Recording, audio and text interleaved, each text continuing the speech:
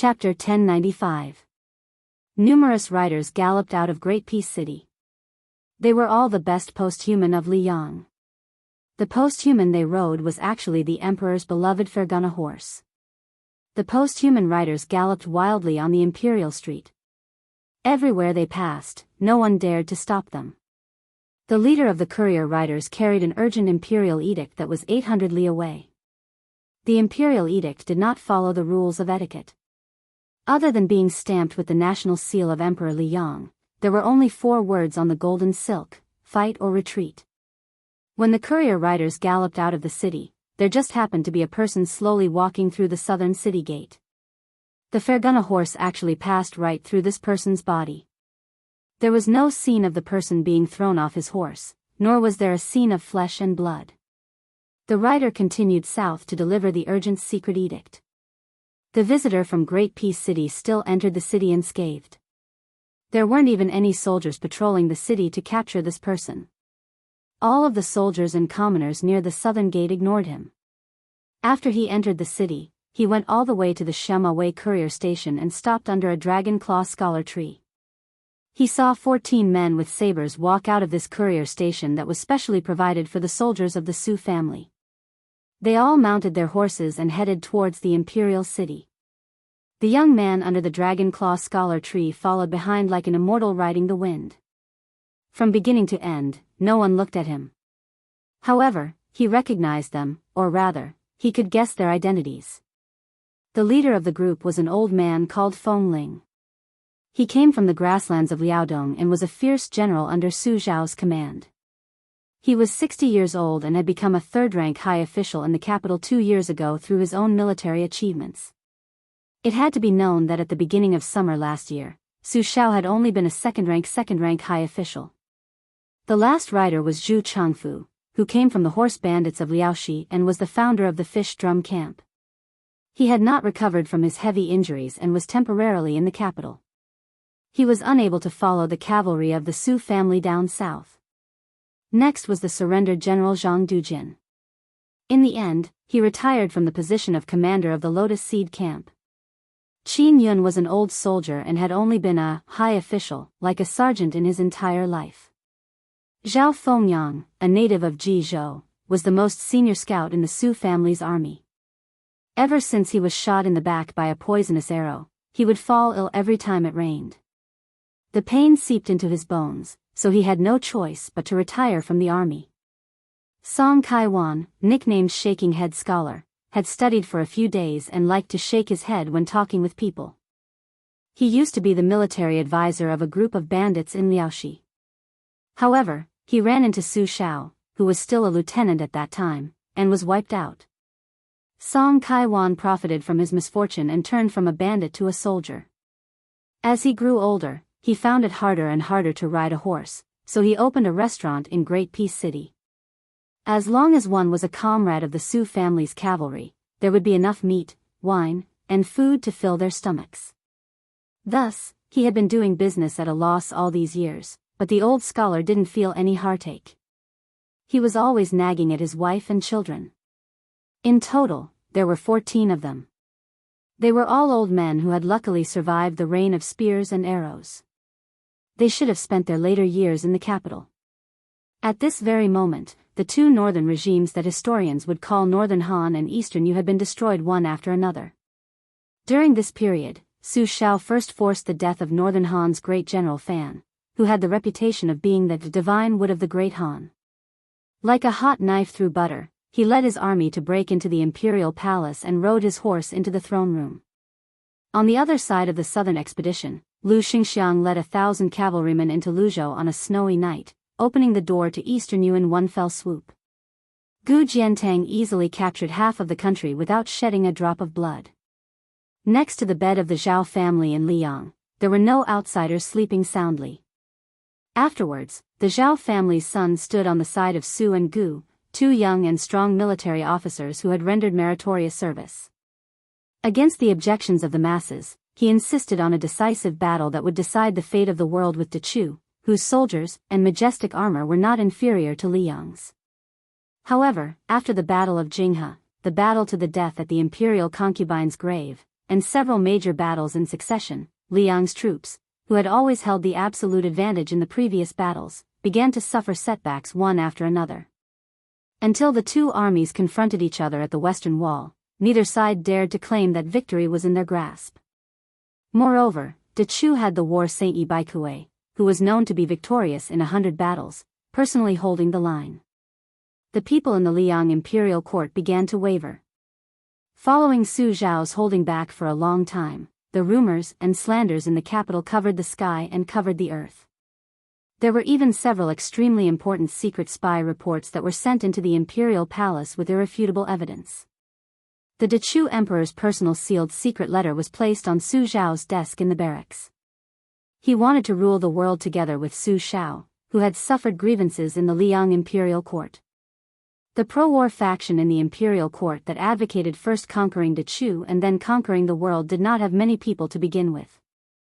With the two armies facing each other at the western wall, victory and defeat were hard to predict.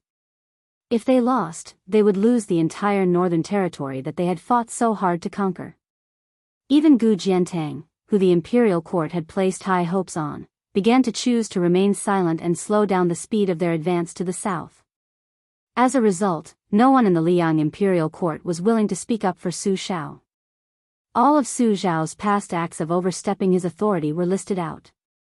All of the civil and military officials in the imperial court urged the emperor to quickly recall the 300,000 troops that Liang had stationed at the western wall. Otherwise, if Su Zhao harbored any thoughts of rebellion, not only would he be able to fight for the world with De Chu, even Liang's assets would be overturned. The old man, Feng Ling, sat high on his horse. The imperial city gates in his field of vision grew taller and taller. His horsemanship was skillful. Although he had been living in Great Peace City for the past few years, he had never fallen behind. The old man tilted his head and fiercely spat at the imperial street. He stretched out his thumb and habitually wiped the corner of his mouth. He muttered, "You bastards are all acting like you're dying in front of the emperor. If you're not wearing mourning clothes, you're making people carry your coffins. There's even someone who pretended to ram his head into a beam in the throne room. In the end, your mother, not a single one of you died. I'll let you cowards know how the Su family's cavalry lives and how they die." The 14 riders arrived outside the imperial city gates. Feng Ling stopped his horse in the middle and the other 13 riders lined up in a line. Then, the 14 of them dismounted at the same time. They let go of the reins at the same time and touched the necks of their horses. Zhang Dujin grinned and turned to look at Song Kaiwan. "Shaking head scholar, we're all rough men and can't speak. You're the only one who's educated, why don't you do it?" Song Kaiwan rolled his eyes and said, changed to someone with a louder voice. Qin Yun, who single-handedly established the first ascension camp, said softly, "Fuck his mother. I really want to have a chance to climb up the city gates with my brothers and plant our Su family's flag." Zhao Fengyang laughed and scolded, "Son of a bitch, if you do that, won't that confirm the rumors of us rebelling? Shut your crooked mouth." Feng Ling touched the hilt of the saber at his waist and said softly, "It doesn't matter how loud we are. Even if those officials hear us, they'll just pretend they didn't hear us." Even if Song Kaiwan agreed with others, he would subconsciously shake his head and say with a smile, "Old Song, only know how to come up with bad ideas. I've never been to the battlefield, let alone charge and break through the enemy lines. Why don't I, Old Song, go first today?" Jiang Sheng, who had always looked down on Song Kaiwan, gave him a thumbs up and said with a smile, "Scholar Song, you've been cowardly and afraid of death all your life, but this time you're a real man. I, Jiang Sheng, have scolded you many times before, but today I'm convinced. I'll give you a compliment and apologize to you." Zhu Zhangfu laughed softly and said, "It's too late. Once we're underground, Old Song won't have any restaurants for us to drink." The old scholar exhaled heavily and looked at his old brothers on both sides. He said in a deep voice, "Song Kaiwan will go first." At the same time, Feng Ling angrily shouted, "Draw your sabers." 14 Su family sabers, 14 lives. Generously going to their deaths. The young man was like a lonely ghost that was neither in the world of the living nor the world of the dead. He could only stand quietly behind the 14 people and watch as they slit their own throats at the same time and fell backward almost at the same time.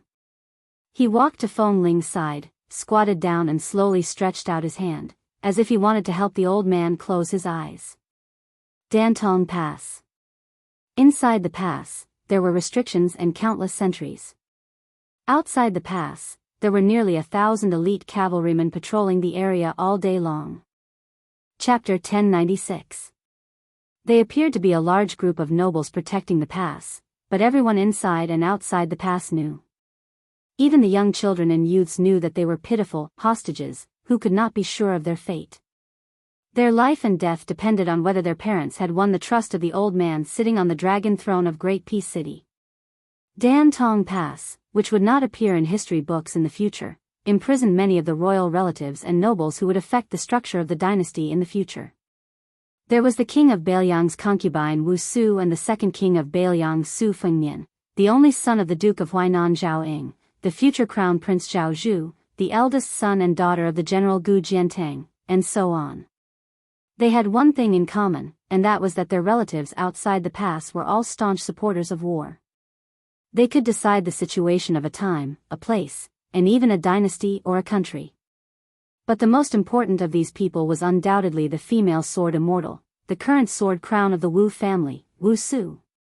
If it weren't for her existence, Dantong Pass wouldn't have needed to muster so many troops to guard it. This night, a little beggar ran through the dark alleys with familiarity. He kept close to the shadows of the walls. When he reached the outer wall of a courtyard, he gently pried open a pile of loose bricks and revealed a hole the size of a dog hole. The little beggar sneaked in and picked up 3 small stones. He bent over and snuck under a window. He threw 2 stones on the window paper. When he threw the 3rd stone, he heard a muffled sound of pain. Then a figure jumped out of the window. The little beggar said helplessly, "Little Nian, didn't we agree to open the window after 3 stones?" The companion who was hit by the stone was a child even younger than the little beggar. He had delicate features and a rare northern and southern face. He glared at the little beggar and said in a low voice, "You're so stubborn. You want to learn swordsmanship from my mother?" The little beggar smiled and then grabbed his companion's sleeve. He said anxiously, "My teacher is taking me away from here tonight. Are you coming or not? If you are, let's run together." The scholarly child shook his head and said, "My mother said, it's not that we can't leave, it's that we can't leave." The little beggar felt a headache coming on. "Why are you still speaking in riddles at this time? You're so well read. Are you going to leave or not? I begged teacher for half the night to get this chance. If we miss this chance, we may never see each other again." At this point, the little beggar's eyes turned red. The other child grinned. "I'm really not leaving. The books say that all good things must come to an end. But don't worry, the books also say that it's a small world." The little beggar scratched his head anxiously. Apparently, he was completely confused by this young man. Little Nian chuckled. "You have a teacher? Is he an old beggar?" The little beggar quickly shook his head and said, "Of course not. He was a very, very learned scholar." Little Nian smirked. "How big is very big? Are they as big as Sister Swallow's breasts on the street next door?" The little beggar said helplessly, "Little Nian, are you really not leaving? I really don't care about you anymore. If I don't go back, teacher will be worried to death." The child nodded and asked the little beggar to wait for a while. He jumped back into the house through the window and quickly jumped back out. He was very familiar with it and stuffed a bag into the little beggar's hands. He touched the little beggar's head and said like an old man, "Originally, we said that we would fight together in the future. You are strong, so you will fight in the front. I am more literate, so I will give you advice and advice. Now it seems that we can't. Take this bag of money. When you go out, a hero can't die without a single coin. Hey, aren't you always hungry for chicken legs? Remember to buy 2 when you reach a safe place. Even if I eat them, I will eat them." The little beggar carefully put away the bag and raised his arm to wipe his eyes. Just as he was about to say the secret that his father told him not to tell anyone in the pass, little Nian had already pushed him. Hurry up and leave. What are you waiting for? After you leave, I will call mother to practice swordsmanship in the courtyard. She might be able to help you a little. The little beggar choked and sobbed. Little Nian, you must not die. In the future, I will definitely find you. In this life, I will only recognize you as my brother. The child was a few years younger than the little beggar, but he seemed to be far more mature than the little beggar. Instead, he comforted him. How old are you? You will be with me for the rest of your life. Go. In the history books, those who have achieved great things can even lose their father's wife and son. They are not as wishy-washy as you. The little beggar nodded heavily and turned back to leave. In the shadow of the dog hole, he waved to little Nian. Little Nian waved his hand. After the little beggar left, the child, who had been very indifferent and optimistic, squatted at the corner of the wall. He hugged his knees and secretly sniffed. Suddenly, his head was gently patted. The child was startled and quickly turned his head. In the end, he saw his mother's warm smile. He hurriedly wiped away his tears and said softly, "Mother, don't tell father that I cried." The woman with unparalleled appearance brought her son to sit by the window. She laughed softly and said, "Little Nian, you must remember that men do not cry easily. That is only because they have not been hurt. When you are really hurt, cry if you want to, don't hold it in your heart." The child uttered an "oh." The woman smiled and said, "Go, get the sword case." The child excitedly said, "Did mother agree?" "Okay, I will go right away." The child jumped down from the windowsill and moved the red sandalwood sword case, which was almost as tall as him. The woman came to the courtyard and looked back with a smile. She saw her son struggling to carry the sword case. She took the sword case. The child turned around and trotted to sit on the steps. He held his cheeks and stared at his mother without blinking. Father said with his own mouth that mother could beat 100 of him. The woman raised the red sandalwood sword case and pressed one hand on the top of the case. She did not immediately drive the world-famous Great Liang Dragon Sparrow out of the sword case. Although the famous sword was hidden in the case, the sword power was already surging. A series of sharp screeches suddenly sounded in Dantong Pass. The woman stood with her hands behind her back. The sword case trembled slightly. Wisps of purple sword chi continuously seeped out of the sword case, illuminating the entire courtyard with purple chi. The Great Liang Dragon Sparrow, which made everyone in Dantong Pass feel as if they were facing a great enemy, unexpectedly did not come out of the case for a full quarter of an hour. However, all the armored soldiers and Jianghu experts in Dantong Pass had long been in a panic. Everyone was on edge. Fortunately, for some reason, the woman's sword immortal changed her original intention of using the sword to break through the pass. This made Dantong Pass feel relieved.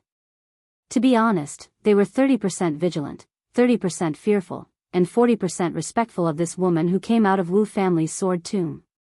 They really did not want to face her head-on. In the courtyard, the mother and son looked at each other and smiled knowingly. The child carried the sword case back and put it away. Then he went out of the house and sat with his mother on the steps, looking at the sky full of stars. Meanwhile, a young man who seemed close by but was actually far away was sitting not far away, accompanying them. The child put his head on his mother's knee and asked curiously, "Mother, eldest sister said that after people die, they will become stars in the sky. Second sister said no. Then, will they?" The woman touched the child's head and smiled. "I don't know." The child sighed. "If only I could grow up faster." The woman shook her head and smiled. "It's better if you don't grow up." The child stood up and put his hand higher than his head. He smiled. "Mother, believe it or not, when I wake up tomorrow, I will be this tall." The woman smiled and did not speak. The child raised his hand and jumped a few times. "I will be this tall the day after tomorrow." The woman stood up and stood in front of the child. She raised her hand, which was higher than her own. Then she lowered her head and said softly, "Little Nian, grow up slowly. Don't worry. Sooner or later, you will be this tall." Then she raised her head, looked at that height, and smiled. Behind little Nian. It happened to be the height that the woman gestured. Su Fengnian, who was in an out-of-body state, looked at her with tears streaming down his face. He softly called, "Mother." Chapter 1097. The two armies faced off against each other at the western wall. They had just survived the damned rainy season. The muddy ground gradually hardened. An imperial edict from Tai and city was somehow made public and spread widely. It was like a thunderclap that suddenly exploded on the ground, shaking people's hearts. Su Shao from Liyang had used most of the Su family's elite cavalry to win the Battle of Jinghe. He had used up all of De Chu's so-called invincible great halberd warriors. His morale was at its peak. He only needed a suitable time to make the final decision at the western wall. Then, the imperial edict came out. All his efforts were in vain. The encirclement around De Chu had not been completely completed. Now, it was even looser. The balance of power that had been exchanged with the lives of hundreds of thousands of Su family soldiers instantly became a precarious situation. The northeast defense line was still fine. After all, Gu Jiantang had already destroyed Dongyue without any effort. Most of the Gu elites were still there. Even if they did not go south to support Su Zhao's army as promised, they were still a blade hanging over De Chu's head. However, General Zhao Bodong, who had been avoiding direct battles during the expedition to the south, even though he was only responsible for the easy task of building the northwest defense line, as one of the few high-ranking officials and generals with royal family background, he abandoned the task at the crucial moment. He retreated 600 miles in one breath as if he was determined to watch the fire burn on the other side of the river. Without a doubt, he was giving away the great victory of the Battle of Jinghe. Compared to Su Shao, who had exhausted himself on the battlefield at the western wall, Zhao Bodong had come into contact with the imperial edict earlier. Therefore, when his army retreated through the night to the Lead Mountain Pass 600 miles away from the Tomb of the Concubines, anyone with a discerning eye knew that the true battle between the two countries had already surfaced. At that time, De Chu, who still had the advantage in terms of military strength, only needed to retake the Tomb of the Concubines to gain greater strategic depth. As long as Su Shao, who was at a disadvantage in terms of military strength, dared to divide his forces to attack the Tomb of the Concubines, the war Saint Yi Baikue could be the first to blow the horn on the western wall. How could Yi Baikue, who had never been defeated, turn a blind eye to this once-in-a-lifetime opportunity? The reason why De Chu had fallen into the current predicament was that Su Shao had fought a series of battles that were almost desperate. His adopted son, Chu Lushan, who was not well known, had stood out in these battles. It was this fat man, who was good at killing 1,000 enemies but losing 800 of his own men, who had beaten De Chu's northern army with a kind of unreasonable and vicious method. This had helped Chen Jibao to clear out all the periphery of the northern front, and finally led to the great victory at the Jinghe River, forcing De Chu to retreat and station their troops at the western wall. So, they had lost the advantage in terms of manpower but lost the advantage in terms of geographical advantage. Yi Baikue, as De Chu's stabilizing force, was known as a great military strategist who could lead a country alone. At this time, he made a decision that would be debated endlessly in the history of future generations. He gave up on Chao Changqing, who had shown stunning military talent as a fledgling, and chose his trusted general Meng Hu, who had great experience, outstanding military service, and a steady personality. He sent this person to lead an elite troop to the imperial concubine's grave. Before the Su family's army had to move out, there was a fierce dispute limited to a small area. The two strategists, Zhao Chongling and Li Yishan, finally had their first fierce disagreement. Zhao Chongling decided that since they had lost their momentum, and the Zhao emperor had decreed to retreat without fighting, then the 300,000 troops led by the general would retreat to Liyang. They could openly retreat to the imperial concubine's grave, or even to Zhao Bodong's camp, and eat this troop. Then they would have Gu Jiantang listen to orders, and resolve the problem of Gu. Then they would fight to the death with De Chu and Yi Baikue. Li Shan, on the other hand, believed that this retreat would allow Great Chu, who was barely breathing, to breathe a sigh of relief. Therefore, Li Yishan suggested that they divide their forces decisively, but at the same time, they could not divide too much. 20,000 was the limit. Zhao Chongling, who had always been gentle and refined, was furious. He scolded Li Yishan for being a child's play. Yi Baikue had clearly learned of the imperial edict and Zhao Bodong's retreat earlier than the general. De Chu had split 40 to 50,000 people from the already crowded west wall. It would not hurt them. But the general's 20,000 people would hurt the general's chances of victory in the battle between the two armies. It was also a muddle-headed move that was like throwing a cup of water on a burning cart of firewood. It was the same as going to the imperial concubine's grave to die for nothing. In the heavy atmosphere of the tent, there was a map of De Chu's situation hanging. The red and black lines that symbolized offense and defense were circled with cinnabar and charcoal. The arrows on the table used to accurately time the marching arrows were slowly dripping. Inside the tent, there was Su Shao, who was in his 30s and could decide the fate of the world. Zhao Chongling and Li Yishan, who had been strategizing in the tent. The three adopted sons who had been urgently summoned into the tent, Chen Jibao, Yuan Zuozong, and Chu Lushan, as well as a group of meritorious commanders of the infantry and cavalry. There was Wu Qi, a swordsman who had come with his sister from the Wu family sword tomb. He could be considered half of Chen Jibao's military master. There was also Su Pu, whose reputation in the cavalry army did not lose to the general's brother-in-law Wu Qi. He was a rare scholarly general in the Su family army. There was also General Zhong Hongwu, Yan Wenluan, who had been nicknamed Camp Step by Step, as well as Lu Yuanji, Wei Taizhan, and other generals.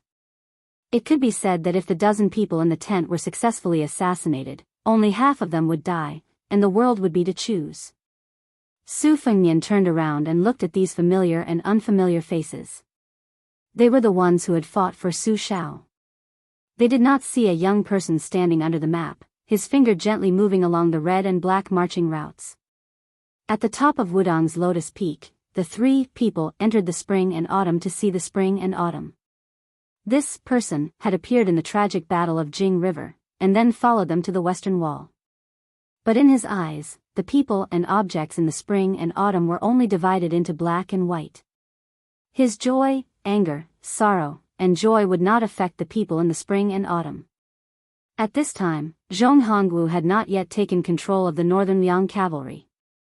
Before him, there were still Wu Qi and Su Pu, two great mountains. Yan Wenluan was already blind in one eye, but he was the most new face in the tent. Compared to the future Lu Qiu, Chu Lushan seemed to be a few dozen caddies thinner. He was full of viciousness, and did not have a flattering smile like a decade later. The famous white bear Yuan Zuozong probably did not care to take care of his beard. His beard was thick, and he seemed even more heroic. The old General Hong Zhe had not died of illness outside Xiangfan City, and the great General Su Henku had not died in western Shu. Su Fengnian looked at Zhao Chongling, who was standing next to Su Shao. He looked at the side profile of this strategist from De Chu's Guangling Green Pavilion Zhao family. He was elegant and determined. Zhao Chongling was the kind of scholar that rulers and officials would admire at first sight.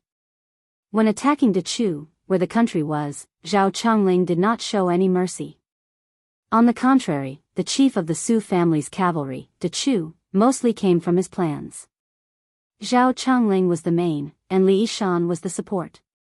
The two strategists complemented each other. Su Fengnian moved his gaze slightly.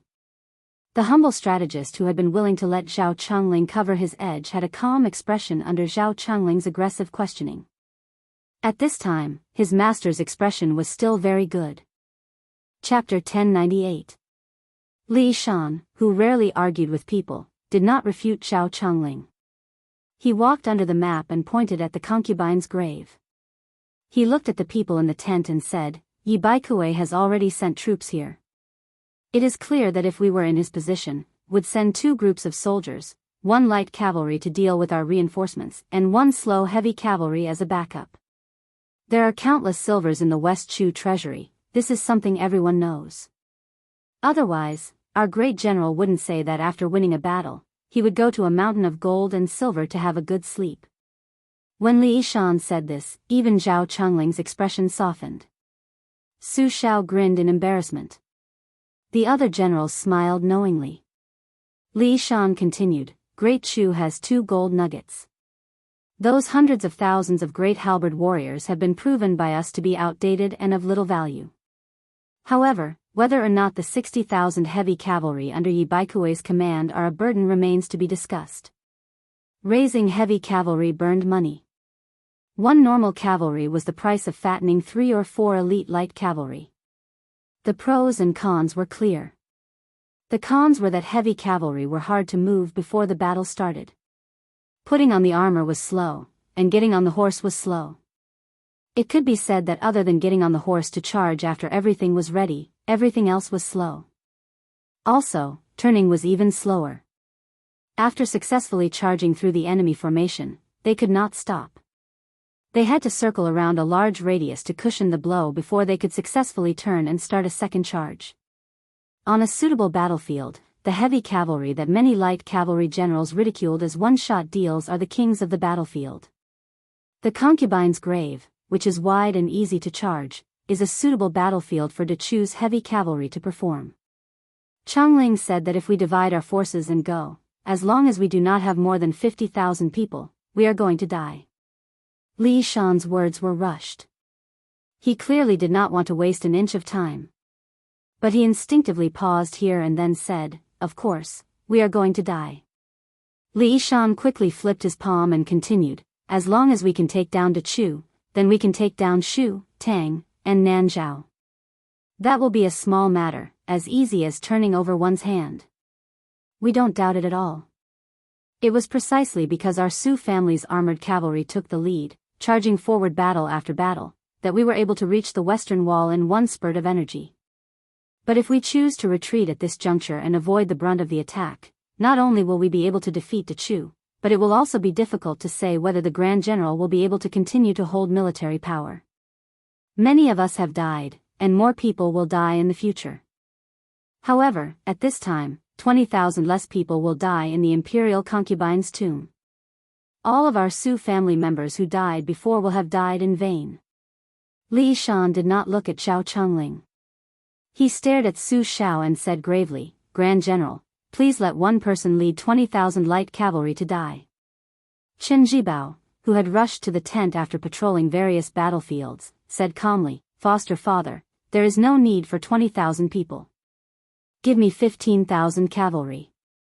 But I want the strongest horses, the best spears, and the best crossbows. I will go guard the imperial concubine's tomb.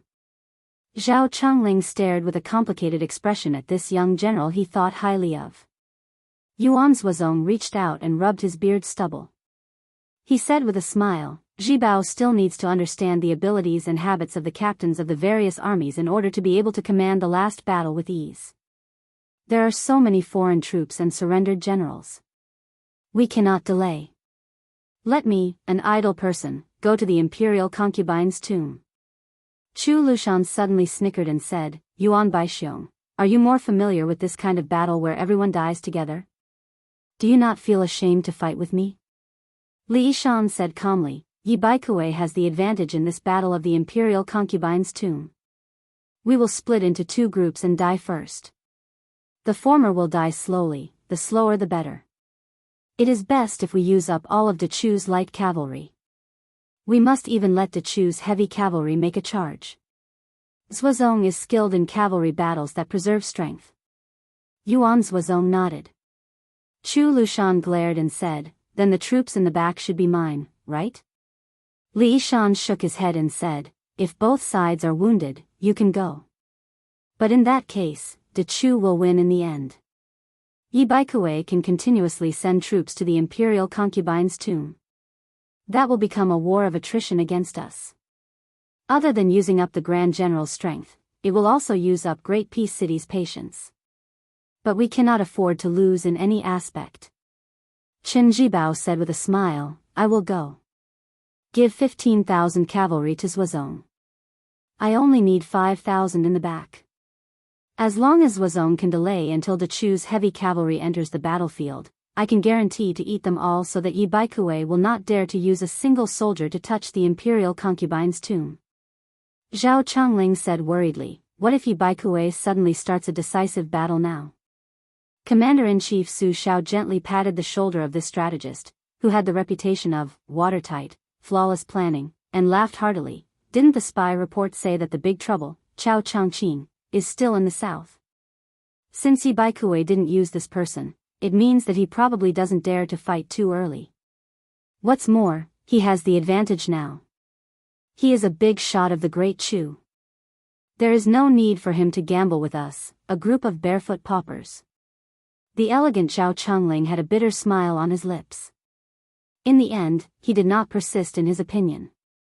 It was said that before the troops and horses moved, the provisions would move first. But this time, the 20,000 light cavalry had quietly traveled a long distance. Other than carrying some provisions, they did not make any extra movements. In order to fool people, Chen Jibao even rode his horse to the front of the Western Wall battlefield. He rode alone on a white horse with a long spear. De Chu's front army could clearly see this person's style. Yuan Zhuozong led the 15,000 cavalry to the imperial concubine's tomb. Their route was north and then east. Before getting on the horse, Li Yishan walked forward. His lips trembled but he did not speak. Yuan Zhuozong suddenly folded his hands. His eyes were clear, his expression determined, and he did not speak. Su Shao walked forward and said softly, Zhuozong, foster father will not say anything good. Just one sentence. Even if you die, at least leave your corpse intact. When you enter the coffin in the future, foster father can help you wear a pair of cloth shoes that I sewed myself. Yuan Zhuozong heard the discouraging words but was not angry at all. He smiled and said, no need, leave it for Xiaonian to wear. Just treat it as Zhuozong's gift to him. I have not given him anything for so many years. I feel bad. Su Shao waved his hand and said, go. The 15,000 light cavalry quietly left the western wall in the middle of the night. Su Shao stood in place. On his left was Zhao Chongling, and behind him was Li Yishan. He seemed to be the right hand of General Su Shao. Chu Lushan squatted in front of his foster father and sulked. He pulled up a weed that was lucky not to be trampled by the horse hooves and chewed on it along with the mud. Su Shao squatted down next to this foster son. He patted Chu Lushan's head and said with a smile, as long as we can eat to chew this time, you will be the vanguard to open Shu. Foster father has already promised Zhuozong. If he dies, you can count his share. The damned fatty, who was more hostile than anyone in the Su family army when it came to fighting for military merits, was not happy at all for the first time. His fat head and big ears drooped. The Su family cavalry had groups of old people and new people. But ever since they followed Su Shao out of Liao and fought to the western wall, there was no separation of life, only separation of death. Su Fengnian squatted next to Su Shao. He wanted to tell Chu Lushan and Su Shao, who was not hunched yet, that Yuan Zhuozong would not die, and they would not lose the battle of the western wall. But after that, when the title of king was split and the Bailiang fought Beimang, there were more separation of life and fewer deaths. Until he, Su Fengnian, carried the Su family flag and faced the million soldiers of Beimang again. Chapter 1099. The Chu Yutang that once ran like wolves and rushed like boars were now slave thieves who slaughtered dogs and donkeys. All that was left of the majestic spring and autumn period was sadness and laughter. It was rumored that Huang Longsher, the main culprit behind the sinking of the divine land, only laughed out loud after seeing the miserable scenes of the scholars running north. He made a few songs to gloat over their misfortune for the future generations to hum. He claimed that not only did the Wulin world have to thank him for reversing fate, the literary world had changed like this because the country was unlucky and the poets were lucky. When the spring and autumn period ended, the scholars ran north. There was only one record of Yonghui crossing north in the official history of Liang. Jia Mian praised him generously with beautiful words and praised him for being able to pass through Guangling. However, in the history books of Beimang, there were only 2 times.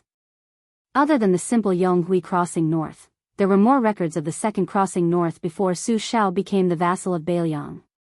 This time, the scholars and celebrities of the Central Plains who were completely disappointed with the Liang imperial court began to crazily rush into Beimang, which was now the territory of the Southern Dynasty. Most of the so-called powerful families that occupied the high positions of the Southern Dynasty now fled north in panic like stray dogs. At that time, these big families spared no effort to secretly operate in Tai and city, hoping that the relatively gentle Gu Jiantang would be crowned as the king of Bailiang instead of the executioner with the surname Su. They believed that who would be crowned as the king of Bailiang would decide whether the national policy of Liang would be strict or lenient. However, the result was disappointing. The lame man wanted to be the king of Bailiang instead of an ordinary border official and personally guard the northwest gate of the empire. In this way, they hoped that before the gate was completely closed, they would be able to leave some incense for their descendants in the upcoming revenge by the Liang imperial court. Even if they had to bear the infamy of relying on the northern barbarians to prolong their feeble existence, they didn't care. For them, who were easily the three dukes of 4 generations, changing the surname of a country was never a disaster. Therefore, the destruction of the country was a small matter, but the destruction of the family was a big matter. The noble families lost their old roots one after another. Not to mention anything else, just the ancestral maps of their family tree that had been treasured for hundreds of years were scattered all over the ground during their escape to the north. In the spring rain, a young man squatted by the roadside. He could neither pick up nor flip open those precious diagrams, so he could only look at the page of genealogy that was spread open. The person who wrote the genealogy was obviously a calligraphy master. The handwriting was elegant and did not lose its strength. The words written on the genealogy archive were like pearls. With just a few strokes, he could write down the full picture of the achievements of a certain family ancestor. Then a tired mule carrying 4 gold-lacquered chests trampled over it and crushed the entire manuscript. It sank deep into the mud and the words blurred. The young man stood up. In his eyes, there was an endless stream of people, clan after clan, surname after surname, rushing together from the south to the north. He gently retracted his gaze and saw one of the chests carried by the mule fall to the ground with a loud crash after the rope broke, splashing a lot of mud. The mule driver completely ignored it and only whipped the mule. It was not because he felt sorry for the only ancient book in the chest that had been bought with a lot of money by generations of people, but because the mule's hooves were too slow. After the panicked caravan of horses and mules, the caravan behind them was much more orderly. There were no lowly animals like mules and donkeys. They were all tall horses that were very flashy but not practical in their escape to the north. The caravan was also particularly long, with no less than 400 people. The people riding on the horses, whether old or young, were not as anxious as the caravan behind them. There were even many white-clothed children whose clothes were slightly wet from the spring rain behind the curtains of some of the carriages. There were both men and women. They did not need to hold books in their hands to recite poems and chapters silently. An old man who looked like a teacher in a clan school sat among the children. He closed his eyes and concentrated. Occasionally, he would speak with the students. Su Fengnian, who was dreaming of spring and autumn, did not follow the caravan forward. He stayed where he was until he heard the words, "The woman admires chastity, the man is talented, adhere to elegant exercises, good nobility," and finally, the tall crown accompanies the chariot, driving away the mules and vibrating the tassels. Only then did the sound of recitation gradually dissipate in his ears. The old teacher, who had been silent all this time, only recited once during this period, and could not hide the tears in the old man's eyes.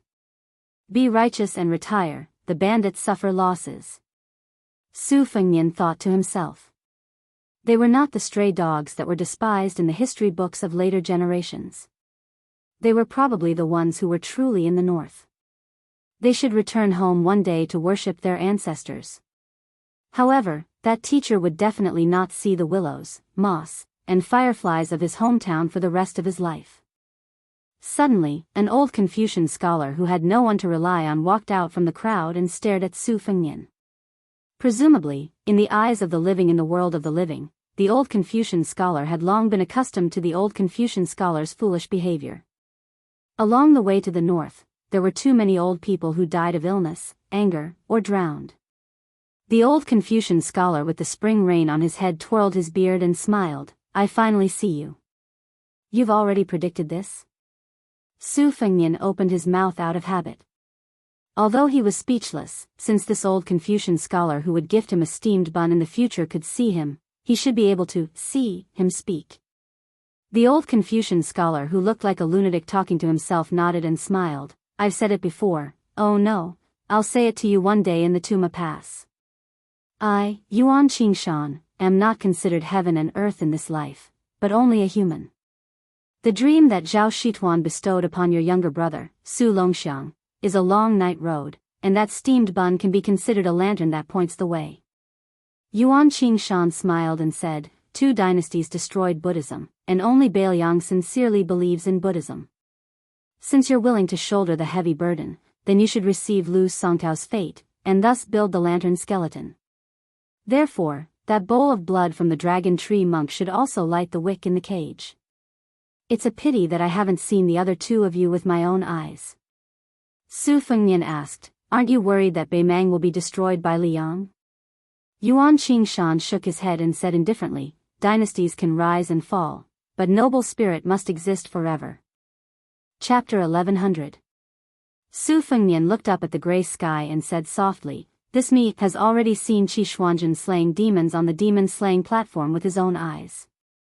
Li Chungang entered Western Shu with a sword, his sword aura rolling along the dragon wall.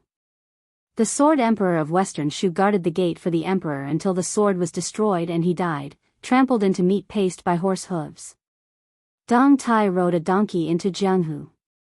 Wang Mingyang, the general of Xiangfan, committed suicide after the city was breached.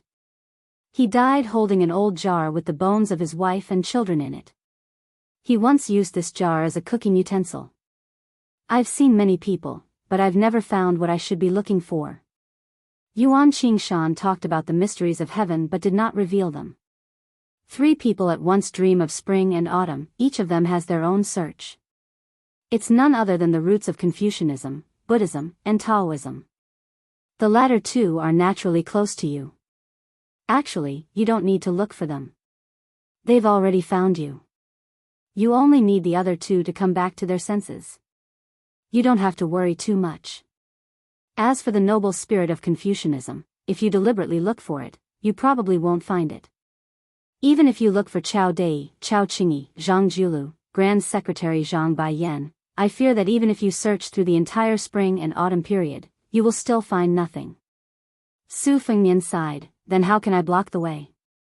Yuan Qingshan closed his eyes and pinched his fingers. After opening his eyes, he said slowly, I'm not a real deity after all. I'm destined to not be able to predict what will happen after I ascend. However, at this time and place, no matter how hard I try to predict, you can't stop Wang Xianji. Su Fengnian did not show any anxiety. Yuan Qingshan stared at the image of this Su Fengnian and pinched his fingers quickly. His expression was uncertain, strange. Why is it that the more I predict, the more you'll die? If that's the case, why will I exchange buns with you in the future? The Beimang imperial preceptor in Confucian attire fell into deep thought. After a long time, he raised his head and said, this may be one of the heavenly axioms. I can't predict some people and some things. I can't talk too much with you. I have to escort these scholars into Beimang. Su Fengnian, take care of yourself. Su Fengnian nodded. Su Fengnian stayed where he was the whole time, standing at the bottom of the caravan on the muddy road. Only then did he follow them and see them off from the border of Yuzhou to the north. Then Su Fengnian involuntarily closed his eyes. He had closed his eyes many times after entering this black and white spring and autumn. Every time he opened and closed his eyes, it was like a dream. He could never guess when and where he would appear the next time he opened his eyes, let alone who he would see. After that, he opened and closed his eyes several times. Su Fengnian saw the entire process of building the prince's mansion on Mount Qingliang. He also knew why the old man with the sheepskin fur coat was suppressed here by the pavilion. It turned out that this was the ruins of Fengdu, the hometown of one of the 4 great grandmasters, the green robe of Fengdu. Later generations all thought that the most secretive sect at that time, Fengdu, would definitely be an underground city filled with ghastly aura. They never thought that the female grandmaster would choose a green lake in Green Mountain and name it Fengdu. Maybe it was just to say that a person with a dead heart lived in a place with a dead heart.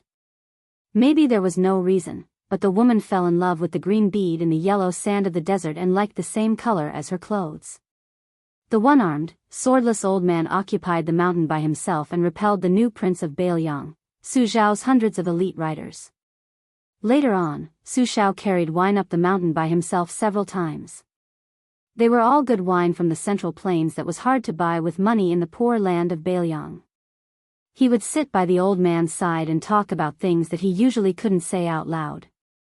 There were a few times when he was completely drunk and passed out beside the old man. He was still drunk and had to be supported down the mountain by Li Shan. Finally, one day, the old man with the sheepskin fur coat took a new pot of wine from Su Zhao's hands. For the first time, he asked the Grand King of Bailiang about this wine.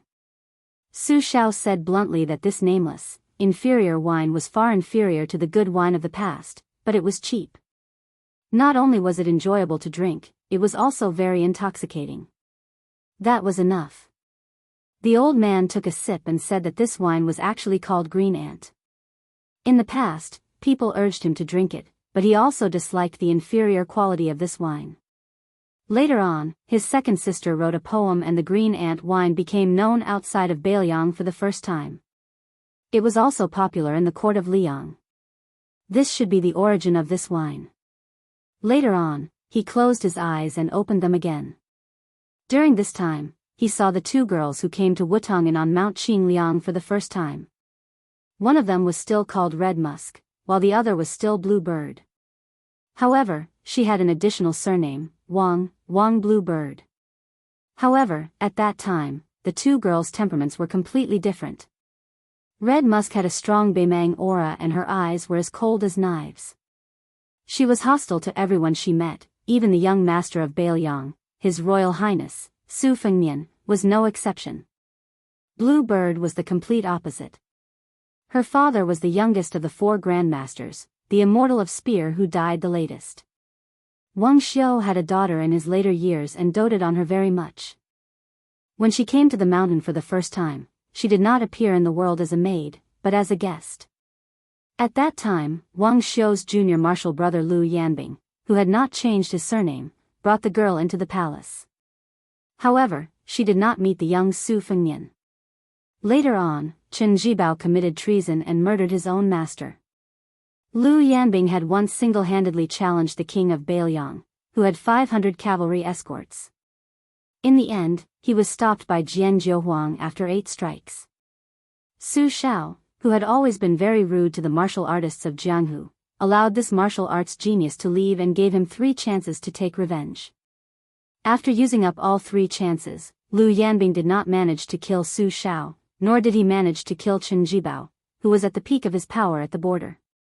He had become friends with Jian Jiuhuang, who had been a coachman for a few years. They met for a drink and Lu Yanbing found out that the old swordsman with missing front teeth who was his natal yellow formation map was actually the junior martial brother of the Sword Emperor of Shishu. At first, he had come to Bailiang to take revenge, but later on, after many killings, he no longer had that hatred. Lu Yanbing casually said, the emperor and his minister died at the gates of the country, while the swordsman died in Jianghu. The Sword Emperor of Shishu, both of them died for a reason. Old Huang smiled and replied, that's true, but I can't say such things. Old Huang also said that he quite liked the young highness and would not dislike the smell of horse urine on him. When he looked at people, he was indeed looking at people. He was not like the many aristocrats and princes he had seen in Jianghu, who only looked at people who were well matched in terms of social status and looked at others like dogs. Of course, the most important thing was that whenever this kid went to the stables to take a horse, he would secretly bring a pot of wine for the coachman. He was very happy to see him drink. Old Huang said that this kid always talked about how fun Jianghu was. The coachman said that if there was a chance in the future, he would definitely take him to the real Jianghu. This kid would definitely be disappointed. At this point, old Huang, who was missing front teeth, could not stop smiling. He accidentally spilled a lot of yellow wine from his mouth. Not long after, Bluebird stopped using that surname. Lu Yanbing also changed his surname to Su and became the old Prince Liang's personal guard. For some reason, this Su Fengnian knew that this was the last time he opened his eyes and wandered around the world. He stood near the straw mat that covered the corpse of a young girl and could only watch as she was mocked and beaten. Then he saw His Royal Highness, who was his younger self. Chapter 1101. Sitting in the carriage was the most expensive courtesan in the city at the time. Just meeting her would cost 500 taels of silver. Even if he was the son of the king of Bailiang, he would still have to pay just to hear some interesting Jianghu stories from her. Although Su Fengnian had a photographic memory, his memory of the scene in front of him was still very blurry. Thus, even when he received spiced beef from the little girl many times in the future, even when he was later pursued by a young female assassin, he did not recognize that she was the child he had casually given a pearl hairpin to back then. In troubled times, human life was as cheap as grass. Every year had its ups and downs. Who would pay attention to the careless act of kindness he had done in his youth? At the time, His Royal Highness was thinking more about how to guard against assassinations outside the manor, how to practice martial arts for revenge, and how to deal with his master, Li Shan's heavy schoolwork. There were too many things he could not handle. If it was said that many children of noble families could still have some leisure time, even if they did not know the taste of worry, they could still create new words to express their worry. But his entire youth was always a hazy and gloomy impression. He held grudges and was ignorant. He would insensibly take out his anger on Su Shao, who had the two titles of King of Bailiang and the Pillar of Bailiang, but he did not do anything and was unwilling to take revenge. Thus, at the time, Su Fengnian was very disgusted with his identity as the heir. Even Su Shao, a vassal king with 300,000 cavalry, could not take revenge. Even if he inherited the title of King of Bailiang, what could he do? The youth wanted to practice martial arts, the blade, and become a top ace. Then he would go to Great Peace City to find the emperor sitting on the dragon throne. Su Fengnian came to the head of a new grave. After the Su family retainer who had secretly escorted the little girl left, he saw an unexpected but reasonable middle-aged man. Huang Sanjia. The leader of the three great devils of spring and autumn, Huang Longshi. The man who had traveled around Bailiang to plant spies had been carefully observing the young His Highness during this period of time. He appeared beside the little girl who was kneeling in front of the grave and didn't get up. He crouched down and picked up a piece of yellow soil. Very quickly, he skillfully molded a small clay figurine. He handed it to the little girl and asked, "Does it look like him?" When the little girl heard the noise, she didn't take the clay figurine. Instead, she knelt and took a few steps back, her eyes cold. He pinched the clay figurine with 2 fingers, raised his arm, and continued to ask, "Do they look alike?" The little girl, whose shoes were torn and her clothes were torn and her hands and feet were full of frostbite, was stunned for a moment. She stared at the clay figurine with her eyes wide open. She snatched it and carefully held it in her arms. Finally, she burst into tears. The middle-aged man sat on the ground and smiled softly. "The clay figurine looks like your mother, but you look like my daughter. I'm very happy to meet you. This makes me happier than any book person I've found in this spring and autumn." The little girl only cared about her heart-wrenching sobs. He didn't care. His eyes were abnormally gentle, like a father who was on the verge of despair and found his long-lost daughter in a foreign land thousands of miles away. He continued, "My name is Huang Longshi. I've monopolized the spring and autumn 3 grades here. From now on, you'll be called Jia Jia Jia. You were born in the spring and autumn 3 grades, so you'll have the same surname as the spring and autumn 13 grades. However, you share the same name with someone who lived a long time ago." The little girl stopped crying, but she still didn't dare to approach this strange man. However, she knew that he didn't have any bad intentions. Because she didn't hate him from the bottom of her heart. Huang Longshi sat in the soil in front of the grave. "I'll teach you martial arts in the future. The young man you want to repay is also a book person. However, he will die before the age of 30. The official and unofficial history records many strange ways of dying. Anyway, they're all curses. The best and worst way is that he died under the iron hooves of Beimang and died without an intact corpse. I think that if he can die by your hands in the future, it'll be a very good way to repay you. Huang Longsher looked at her young face, which didn't understand much but was full of sadness. His heart suddenly softened. He said softly, since the person who flipped through the book inexplicably came into the book and wasn't crushed to death by the pages, then things in the future might be different. Huang Longsher stood up and smiled as he extended his hand to her. The little girl stood up with him holding her hand. Then, she looked at the field of golden sunflowers in the distance, lost in thought. Huang Longsher turned his head and looked at the small grave made of new soil. He sighed. He didn't need to think to know that the grave would be dug up again and again by greedy people who didn't respect ghosts and gods just to take away the beaded golden hairpin. However, he didn't tell her this. The little girl suddenly ran to the field of golden sunflowers. She broke off 2 stalks and placed one in front of the grave. Then, she thought for a moment and put down the other stalk that she planned to carry on her shoulder and put it beside her feet. She knelt on the ground, facing the distance, and kowtowed 3 times. Su Fengnian, who happened to be standing where the little girl was kowtowing, gently turned his body.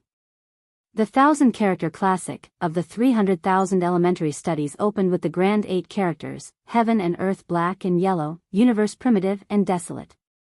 The universe was then analyzed into the 8 characters, up and down, 4 directions, since ancient times. The Taoist master Zhao Shituan's dream of the spring and autumn annals originated from an ancient person who had achieved the Tao in ancient times. This was the essence of the later generations' astral travel. At this moment, this Su Fengnian raised his head and looked into the distance with Huang Longsher, who was now only 40 years old. On the top of Little Lotus Peak, the new Prince Liang, who had never obstructed his physical body from walking and thinking even after 10 astral travels, now looked like a half-dead person who had fallen into a deep sleep. Wudong Song Jiming, Chen Yi, and Yu Xingrui, who were of the same generation as the sword maniac Wang Xiaoping, took turns guarding outside the pass for Su Fengnian. Chapter 1102. Handsome falcons constantly landed on the tortoise's back, delivering intelligence reports. The second report came late, because after the peachwood sword flew up the mountain, Song Jiming, who was guarding the pass at the time, knew the outcome. Chen Yao and Yu Xingrui rushed over after hearing the news, but they were both silent. Yu Xingrui's temperament was the most natural among his fellow apprentices, apart from his younger apprentice brother Hong Shixiang. The old man leaned against the stone tortoise's foot and raised his head, not daring to look at the hovering flying sword.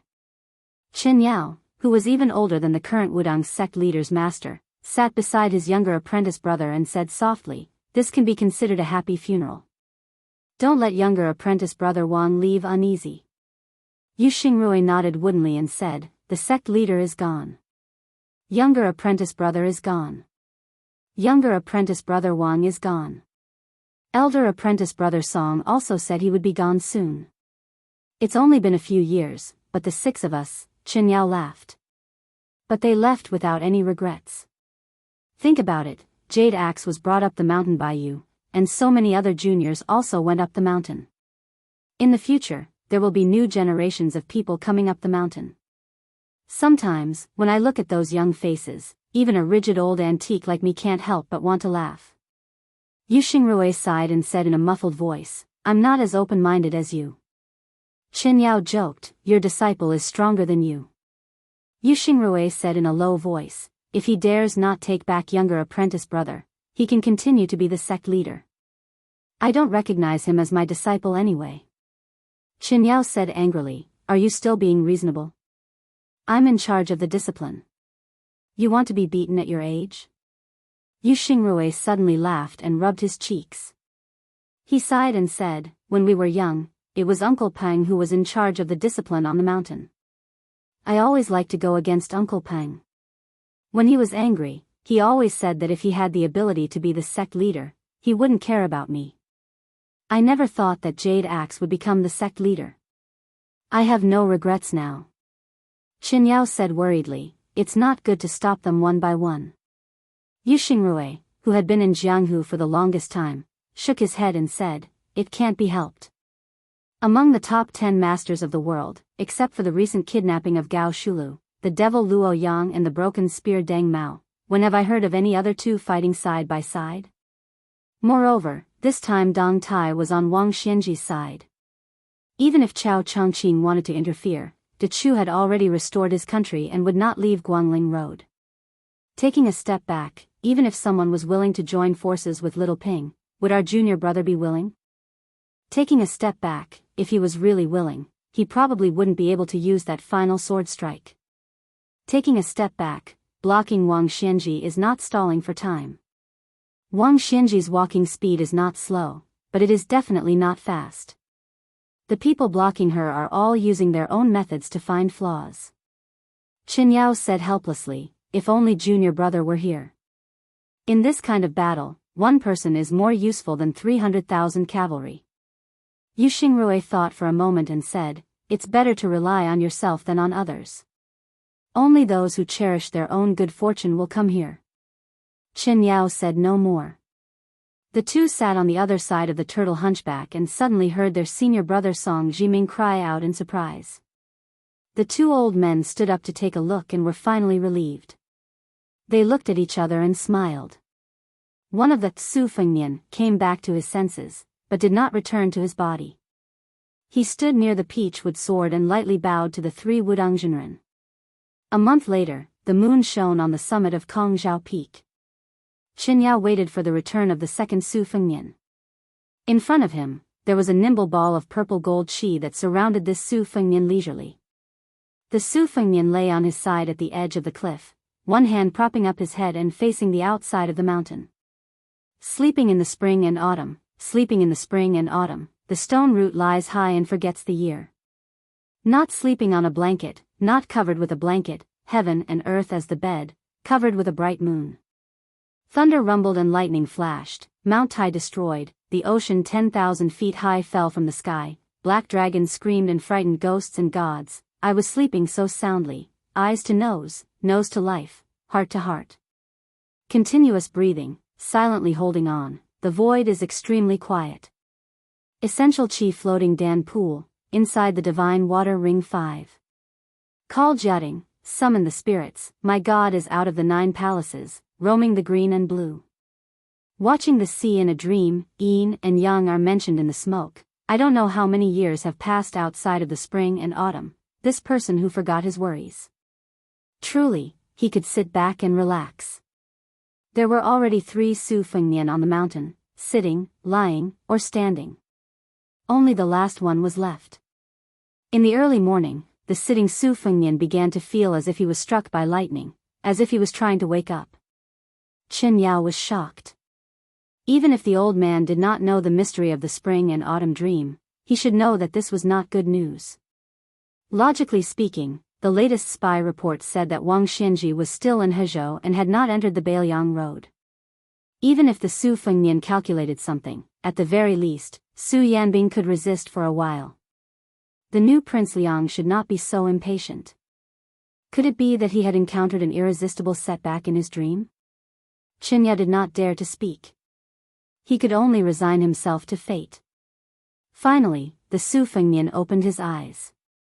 After a moment of thought, he murmured, I can't wait any longer. For the time being, the Su Fengnian only had the body of Gao Shulu and did not have the complete soul. He turned to Qin Yao and said guiltily, these years, I owe Wudang too much. Qin Yao took a deep breath and said slowly, without Jinwu, there would be no Wudang. Then Qin Yao could not help but ask in a low voice, why did you wake up so early? The Su Fengnian smiled and shook his head, not giving an answer. The Su Fengnian walked more than 100 feet into the cliff, turned around, and began to sprint. The other 2 Su Fengnian opened up a path to the summit. The Su Fengnian leaped out of the lotus peak. He crashed into the sea of clouds. He fell to the foot of the mountain. With a loud sound like a mountain hitting the sky, even Qin Yao, who was standing on the summit, felt the whole mountain shake. Qin Yao suddenly felt uneasy. This was a bell that sounded like a death knell. The Su Fengnian bent his knees and landed on the ground, creating a large hole at the foot of the mountain that was several people high. After jumping out of the hole, he continued to run toward the Bailiang border. In a person's life, there would always be a moment when there was no need to reason. It would give birth to a thought. Death is death. Chapter 1103. Huishan Purple Robe and Wudang Sword Maniac had blocked Wang Xianji's path one after another. The two battles had caused great waves in Jianghu. Outside the gorge, the section of Guangling River where the Iron Lock Sinks River was located was still as calm as ever. However, there was an endless stream of Wulin people who came to see the remains. Not only was there the coffin created by the Wulin Alliance master Xianyuan Qingfeng, but there was also old monster Wang's moving mountain. Groups of Jianghu people came and went. Most of them regretted not being able to see Wang Xiaoping's Earth Fairy sword before her death, as well as that graceful figure in Huishan Purple Robe. No one knew that somewhere in the lower reaches of Guangling River, a nameless old Taoist from Longhu Mountain had been waiting for a long time. Although he only had the appearance of a middle-aged man, there was always an indescribable sense of lethargy. Taoist Zhao squatted by the riverside and reached out to scoop up a handful of water. He was somewhat emotional. 400 years ago, Gao Shulu had once said that she could suck up all the water in Guangling in one gulp. It was originally a metaphor to smoothly comprehend all methods in one go. Now, it had long changed beyond recognition. It was only used to mock someone once and for all. In 400 years, words of praise had become words of derision. The Taoist who had long since abandoned his real name looked at the blurry face in the water and gently blew a breath. The turbid river water in his palm rippled slightly. After a moment, it was as clear and stable as a mirror, reflecting a touch of purple. A person's life was but 100 years. Things remained the same but people changed. The old man who only existed in the genealogy of Emperor Zhao sighed.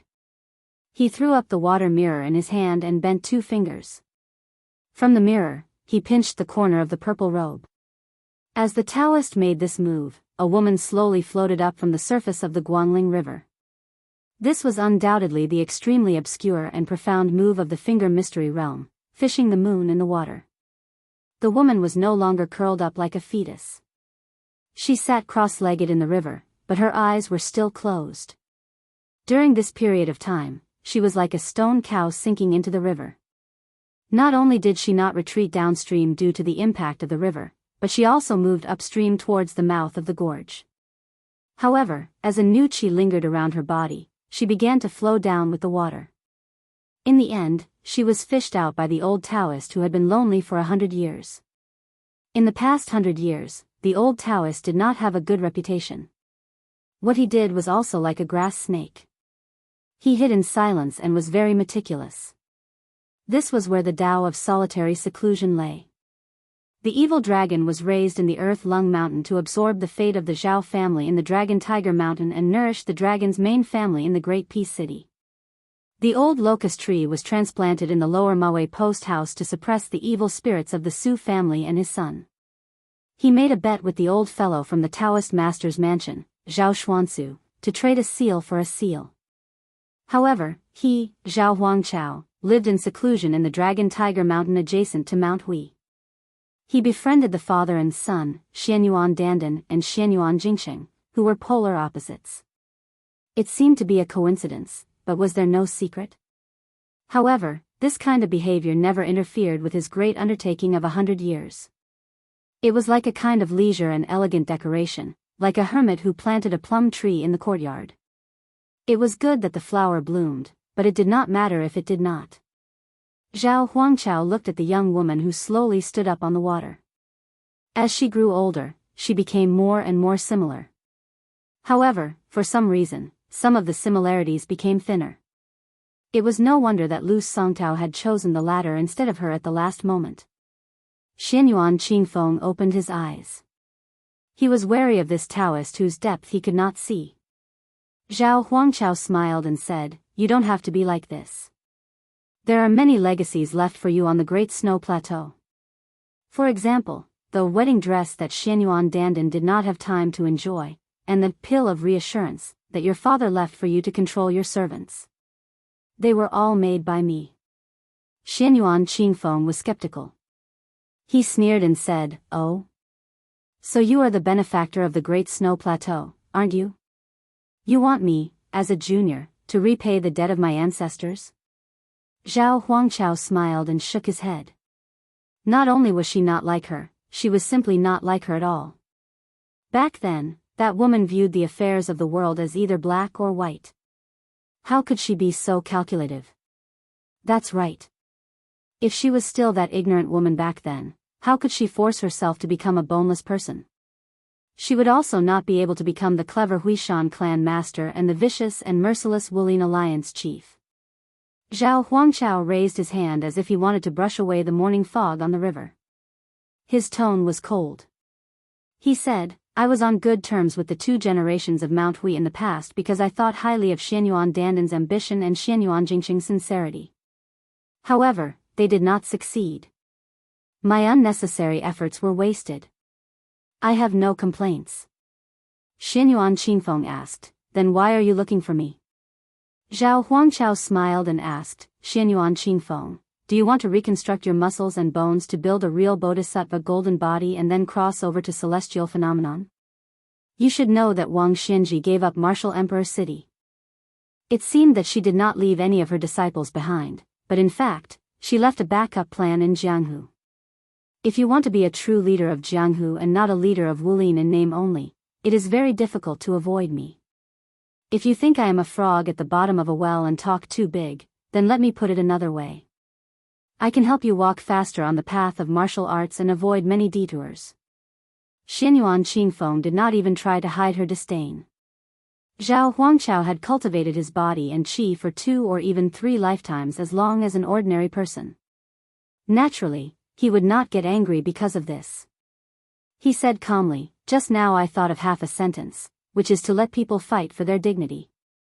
Xianyuan Qingfeng, since you have reached celestial phenomenon, do you have any comprehension?" Although Xianyuan Qingfeng did not trust this pretentious Taoist, she did not have the slightest intention of looking down on him. After a moment of hesitation, she shook her sleeves and sat down on the ground. Almost at the same time, Zhao Huangchao also sat down on the ground. The two looked at each other as equals. Xianyuan Qingfeng said in a deep voice, "Let's fight for our dignity. First, we have to fight for our own destiny. What we nurture is qi dynamic. Then, we have to fight for the destiny of the world to achieve momentum. Everything is in a gradual process.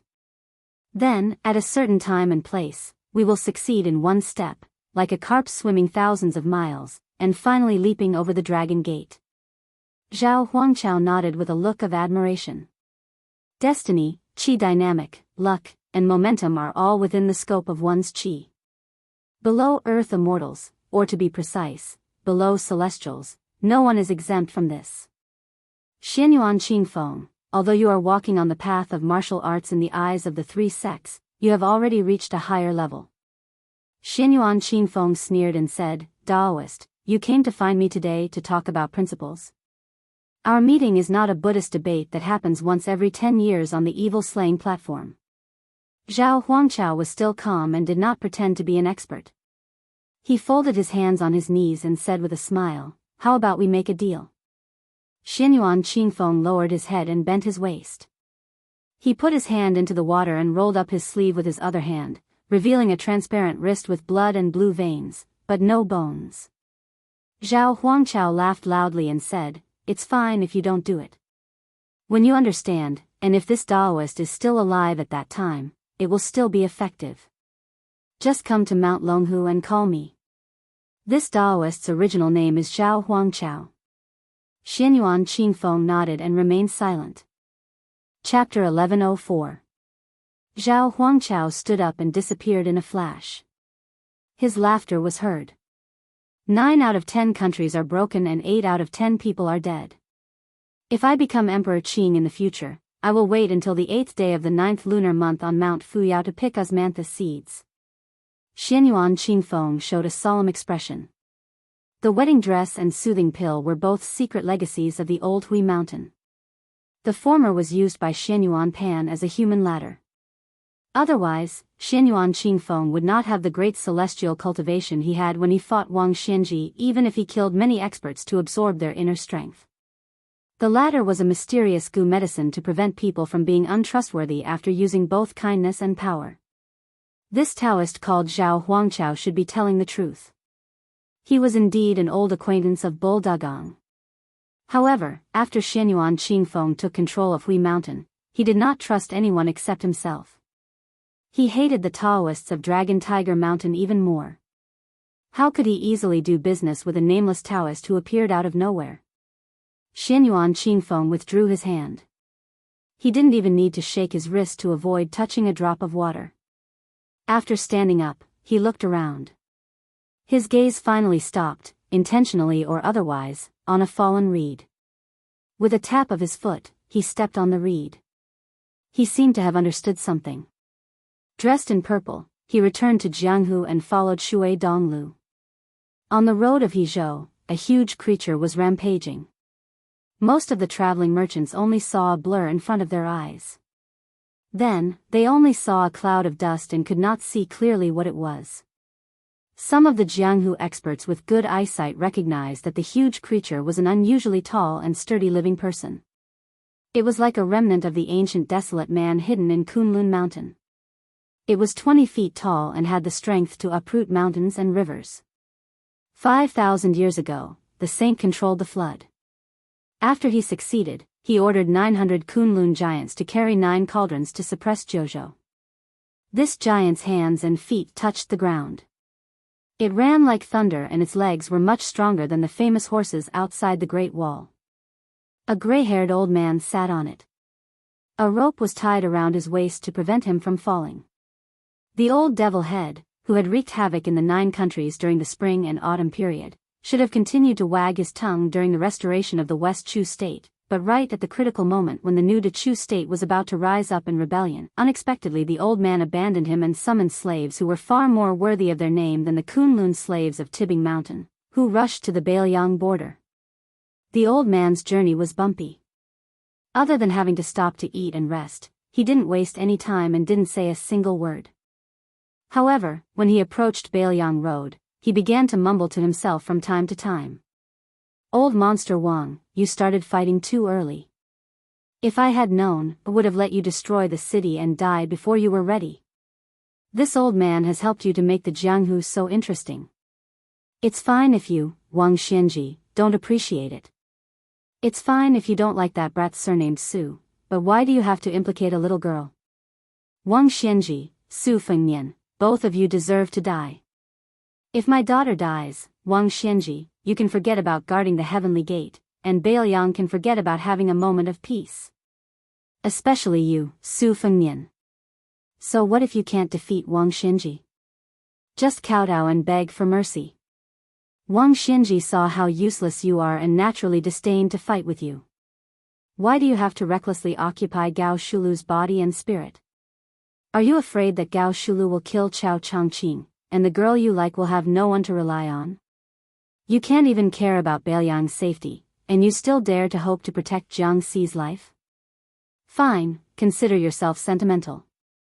However, if you favor one and discriminate against the other, and watch as my daughter dies, I, Huang Longshi, did harm to Bailiang in the past, but I also left a way out for Bailiang. In the future, just wait for you, little brat, to die without a complete corpse, just like what's written in the books. The Kunlun giant had already rushed into Hezhou, rushing straight to the border between Yuzhou and Hezhou. Huang Longshi's heart began to sink more and more, because no matter what he saw, the brat had not achieved perfection. The root of it was the dream of a nameless Taoist 400 years ago, and it was indispensable. Moreover, in the old man's calculation, the brat was cautious by nature, but he also considered the overall situation. Now that there was a heavy burden on his shoulders, how could he risk his life for a girl who was extremely thin on both sides? Putting himself in Huang Longshi's shoes, not to mention that he was the most cold-blooded person in the spring and autumn period, even ordinary people would never act so rashly. Because if he made a move at this time, he would lose his cultivation, his family business, and the state's affairs. It would not be an exaggeration to call him a sinner for 1,000 years. Su Fengnian, watching from the sidelines, was the right thing to do. Huang Longshi had been living a good life for so many years. No matter how many setbacks he had suffered, he had never been so helpless. The giant under him was already an arrow at the end of its flight.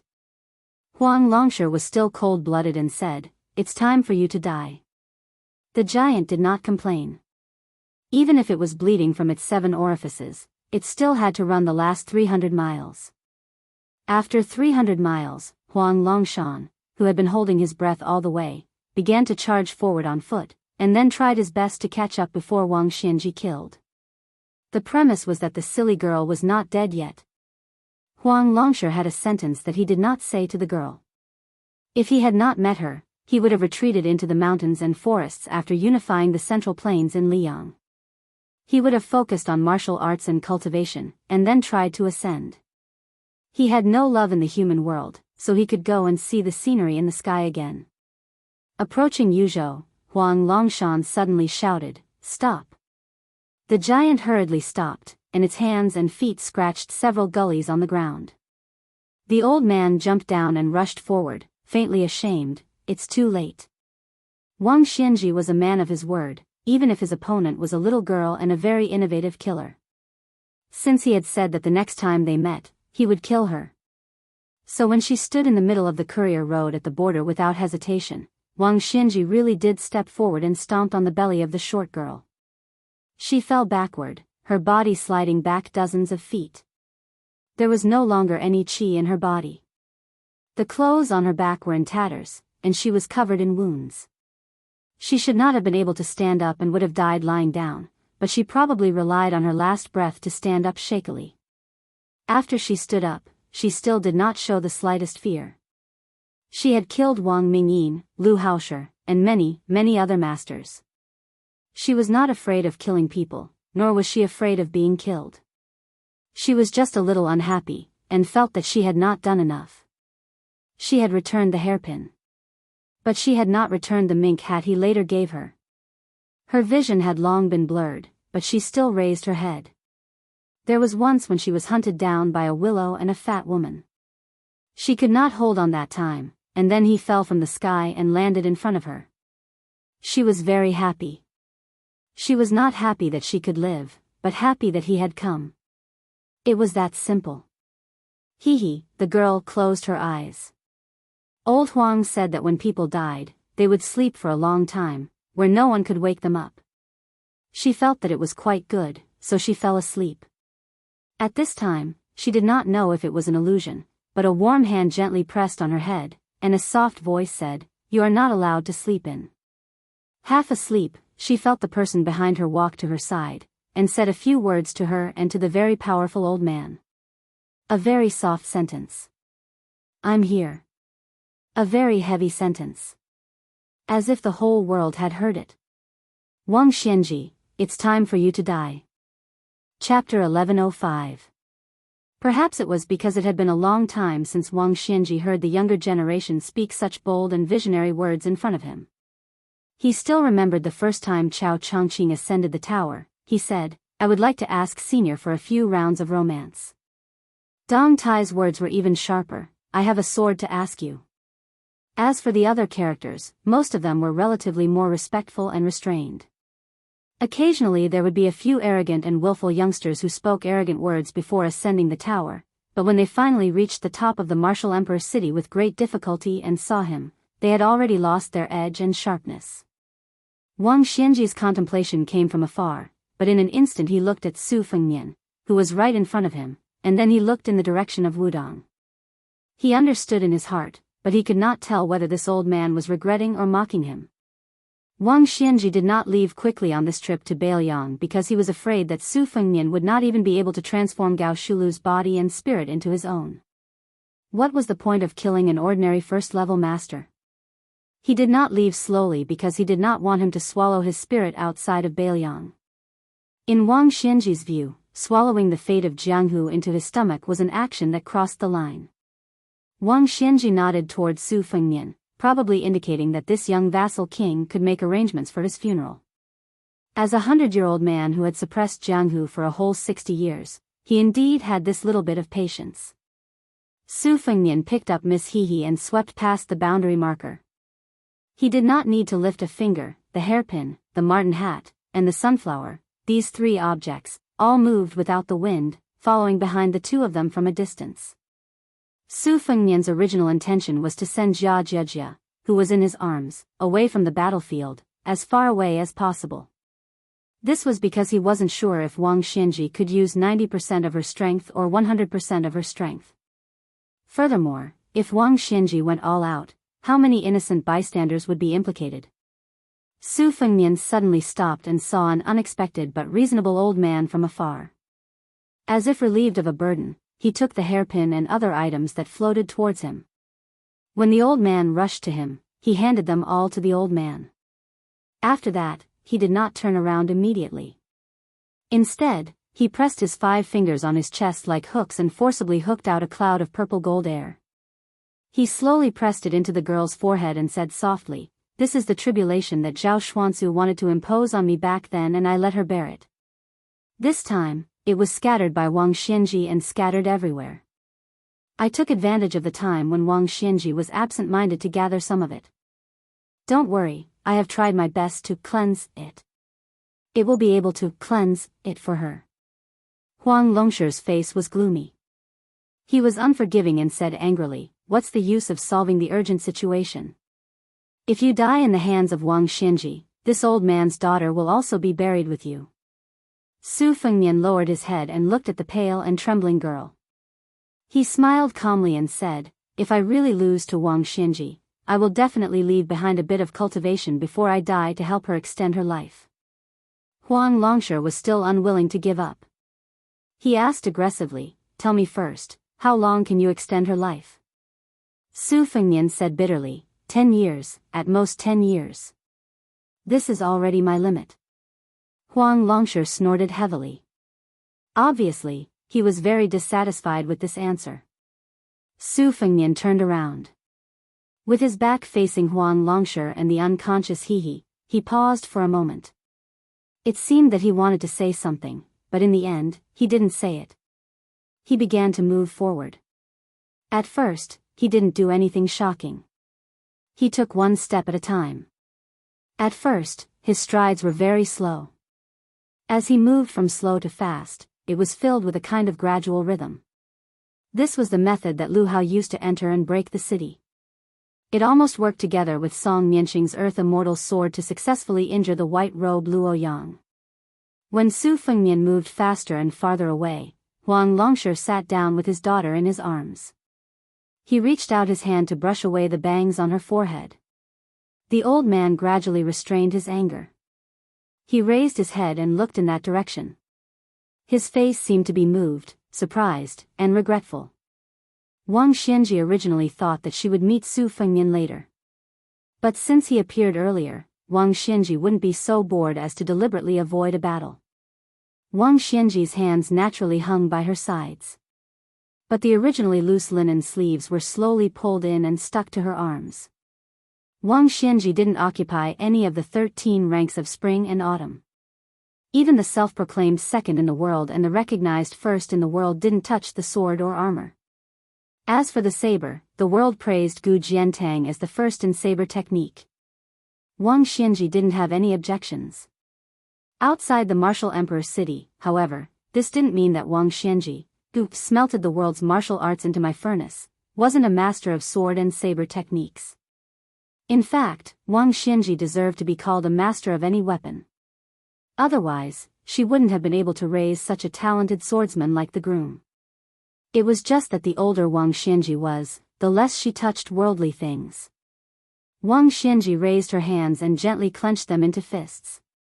For the first time, she smiled. This time, she could finally fight to her heart's content, right? Su Fengnian had borrowed Lu Hao Master's method to enter the city, but not only that, he had supplemented it with Lu Hao Master's staggering sword. This made his silhouette look a little absurd, but at the same time, he looked like a drunkard. I have no sword in my hand, because I am the sword. On Su Fengnian's path forward, yellow sand constantly surged up from both sides, colliding with each other with a loud bang, and then quickly covering his footsteps. Wang Xianji also began to stride forward. Back and forth, you die and I live. It was that simple. Not just in the Wulin, the entire world began to hear a rumor that was becoming more and more intense. Wang Xianji, who had left the city, was going to kill the new Prince Liang, Su Fengnian. The vast majority of people would find this very satisfying. In any case, many places that prohibited alcohol began to turn a blind eye. Great Peace City. Returning from the flourishing Jiangnan to the imperial palace, Crown Prince Zhao Zhuan would deliver a new item to Crown Princess Yan Dongwu every day. Today, he had finally finished delivering. Yan Dongwu stood under the parrot cage and watched her husband make a face. She stretched out her hand and saw that her hands were empty. She smiled sweetly. This crown prince then chatted with his beloved wife about some trivial and interesting news. Even when the purple-clothed woman of Mount Hui had closed the door, Zhao Zhuan did not hide his thoughts about her. Yan Dongwu did not hide anything, nor did she purposely get angry.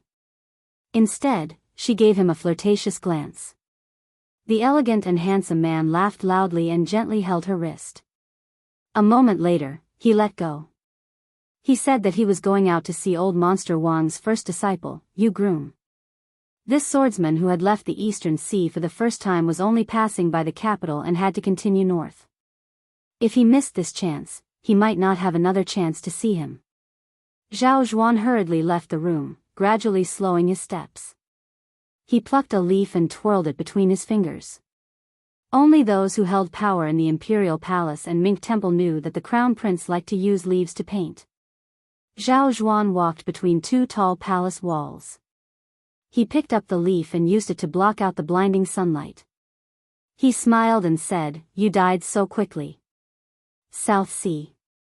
After returning from a visit to immortals, the Peach Blossom Sword God, who had overturned the sea with his sword, stood on the edge of a cliff on the lone island where the Guanyin sect was located. He raised his eyes and gazed toward the north of the continent. The sword-eating elder Sui Xiagu, who had once exchanged an arm with Li Chungang, stood beside this ordinary-looking sword immortal after his battle with Dong Tai. He asked curiously, among the top aces, "You are close to that kid. Why didn't you go and help him?" Dong Tai shook his head and said, "Wang Xianji did not do anything wrong." The one-armed old man nodded and said, "A Jianghu where a finger-profound realm cultivator can be the most powerful person in the world is indeed unsightly." Chapter 1106.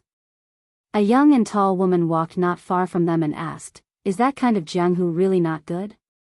Dong Tai was not good at and did not like to reason with women.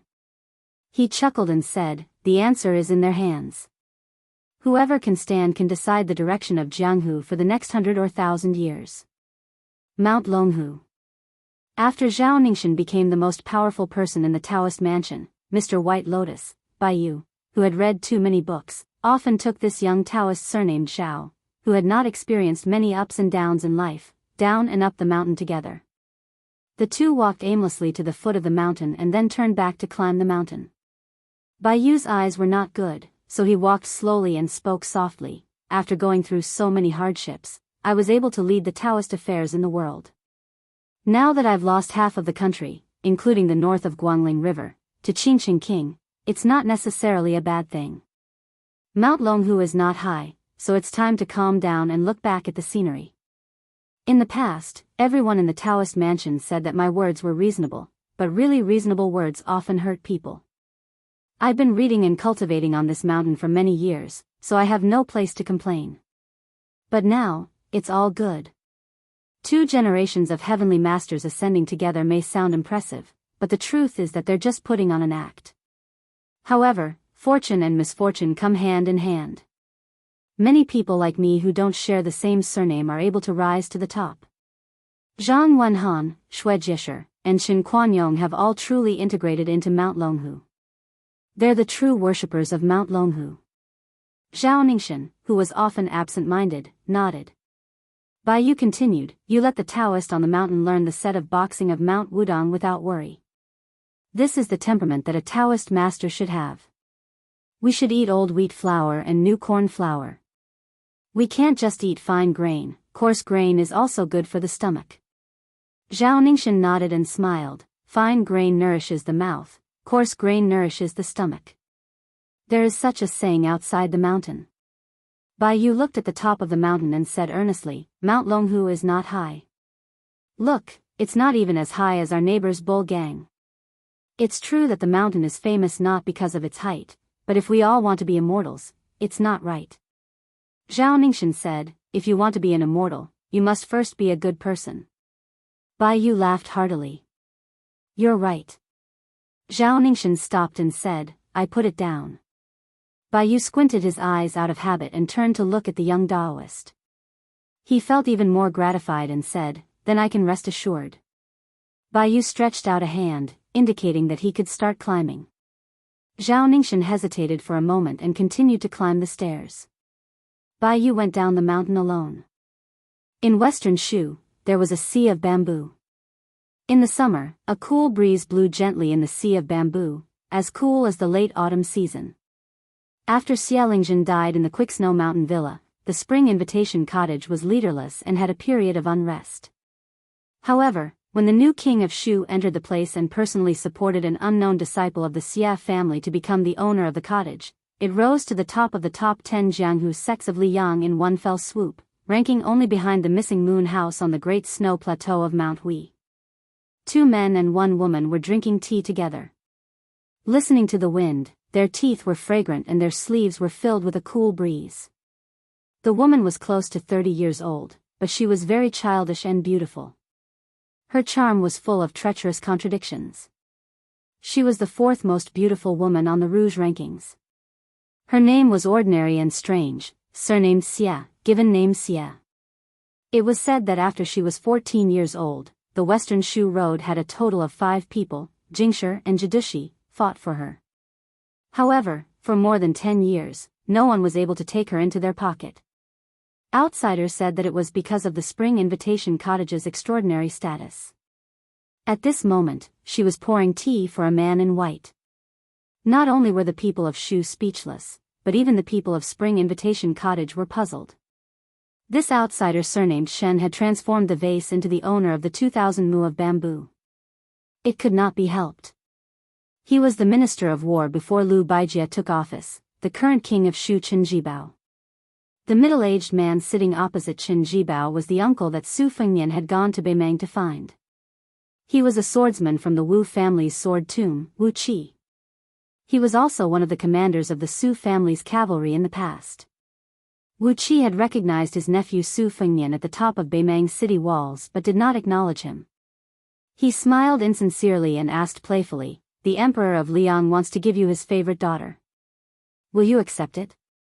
Qin Jibao did not answer this question, nor did he pay attention to the woman's gaze. He only remained silent. Wu Qi asked again, "He died just like that. Do you have any thoughts?" Qin Jibao raised his teacup and drank it as if it were wine. De Chu Imperial Palace. Qiao Chongqing took time out from his busy schedule and walked to the pavilion that he frequented. He saw Her Highness the Princess sitting alone in the pavilion. On her lap was the red sandalwood sword case that hid the great Liang dragon sparrow. She untied a string of copper coins and placed them neatly on the sword case. She absent-mindedly tapped it again and again. Every time she unloaded the case, the copper coins would stand up and roll down again, repeating the cycle. Jiang and I sensed the arrival of Uncle Chess awaiting orders. She touched the sword case and quickly put away the copper coins. Qiao Chongqing sat on the stone bench and hesitated. Just as he was about to speak, Jiang and I squeezed out a smile and said softly, "It's okay. He's the king of Beiliang. I'm the princess of Dechu." "I know." Qiao Chongqing was silent. Qiao Chongqing slowly closed his eyes, still hesitating to speak. Jiang and I clenched the copper coins and muttered to herself, "A scourge lives for 1,000 years." Qiao Chongqing opened his eyes and sighed, "If only it was a little later." The northern Mang's royal tents that stretched as far as a majestic city were moved to the southern dynasty. Just like before, the northern Mang empress continued to discuss matters in the ash painting that had been passed down from generation to generation. After the discussion was over, the northern Mang Empress asked Dong Zhuo and Hong Jingyan, these two new and powerful military nobles, to stay behind.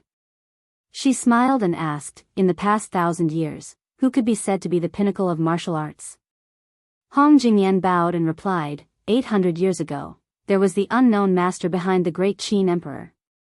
Between 700 and 500 years ago, it was Lu Dongxian who could be considered invincible. 400 years ago, it was Gao Shulu. 100 years ago, Lu Songtao was only half a master. Next is the current Wang Xianji. When these 4.5 masters were alive, there was rarely another master who was on par with them. Even if there was a master beyond this world, they had never fought. For example, Wang Xianji and Qi Xuanjun. The Empress of Beimang laughed. This time, Wang Xianji used Su Fengnian as an example. Is it using a butcher's knife to kill a chicken, or is it a great phenomenon that hasn't happened in 1,000 years? Hong Jingyan whispered, the odds are 9 to 1. The old woman said, then it's a narrow escape. Dong Zhuo, who had been standing beside Hong Jingyan all this time, didn't reply. He waited until the tent was completely silent before he said with a gloating expression, it's good that they're dead. They didn't even need a single soldier and half of Li Yang's northwest gate has already collapsed. When the news reaches here, Hong Jingyan, do you want to have a competition to see who's faster? Hong Jingyan completely ignored this fat man. The Empress waved her hand. The two of them walked out of the tent at the same time, one on the left and one on the right. The old woman smiled. Father and son, are you going to meet so soon? At the peak of Zhulu Mountain. A white dress versus a red dress.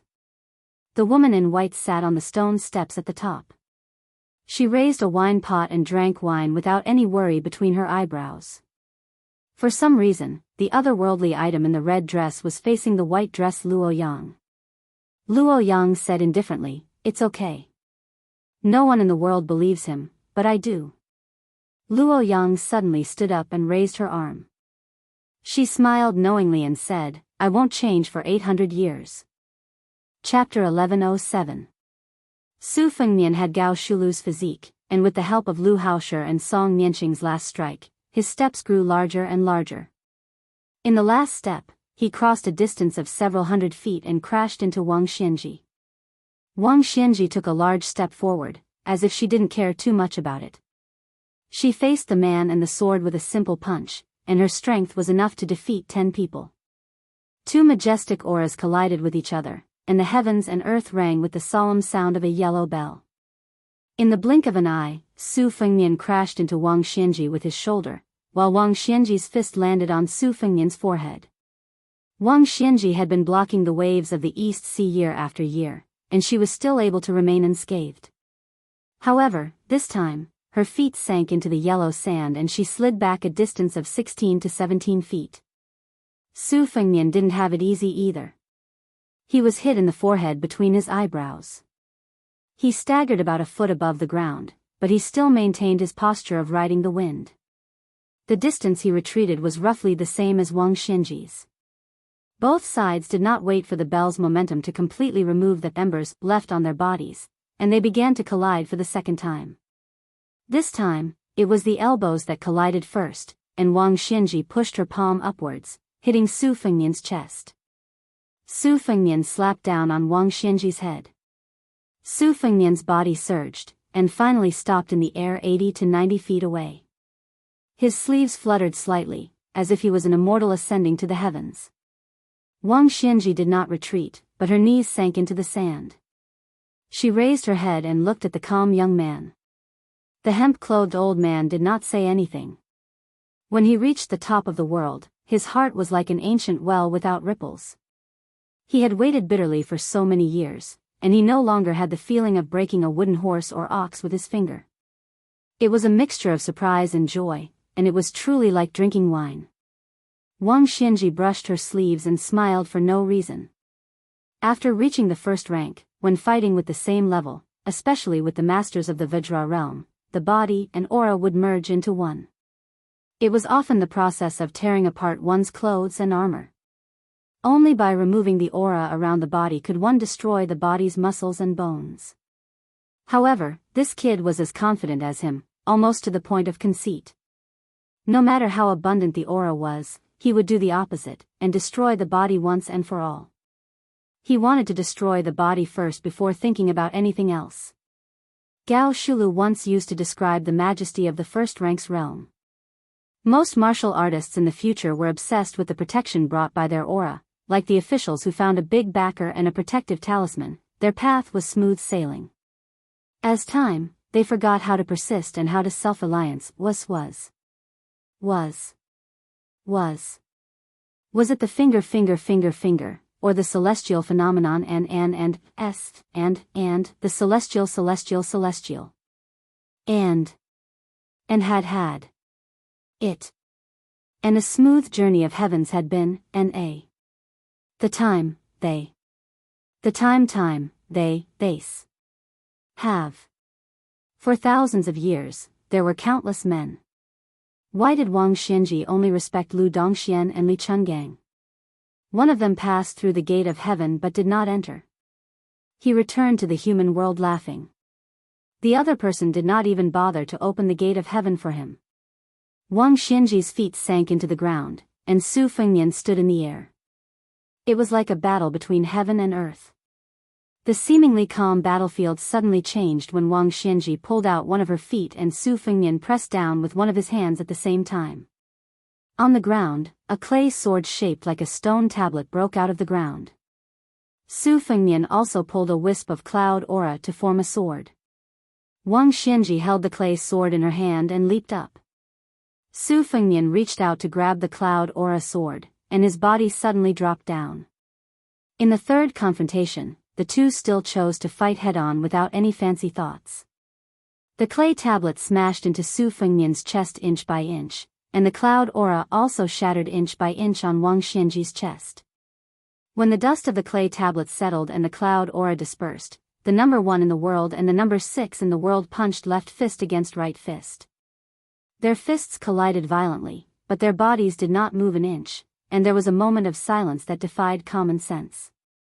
However, ripples appeared on Wang Xianji's and Su Fengnian's robes. The two's hands that were controlling their swords were not willing to fall behind, and they clenched their fists and collided again. Within a radius of several miles, the ground shook violently, and the cloud aura rolled. Wang Xianji was pushed back to the ground.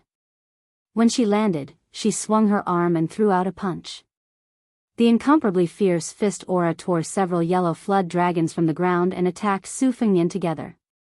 Even if Su Fengnian had Gao Shulu's physique, he could still control the mysterious finger sword chi with his mind.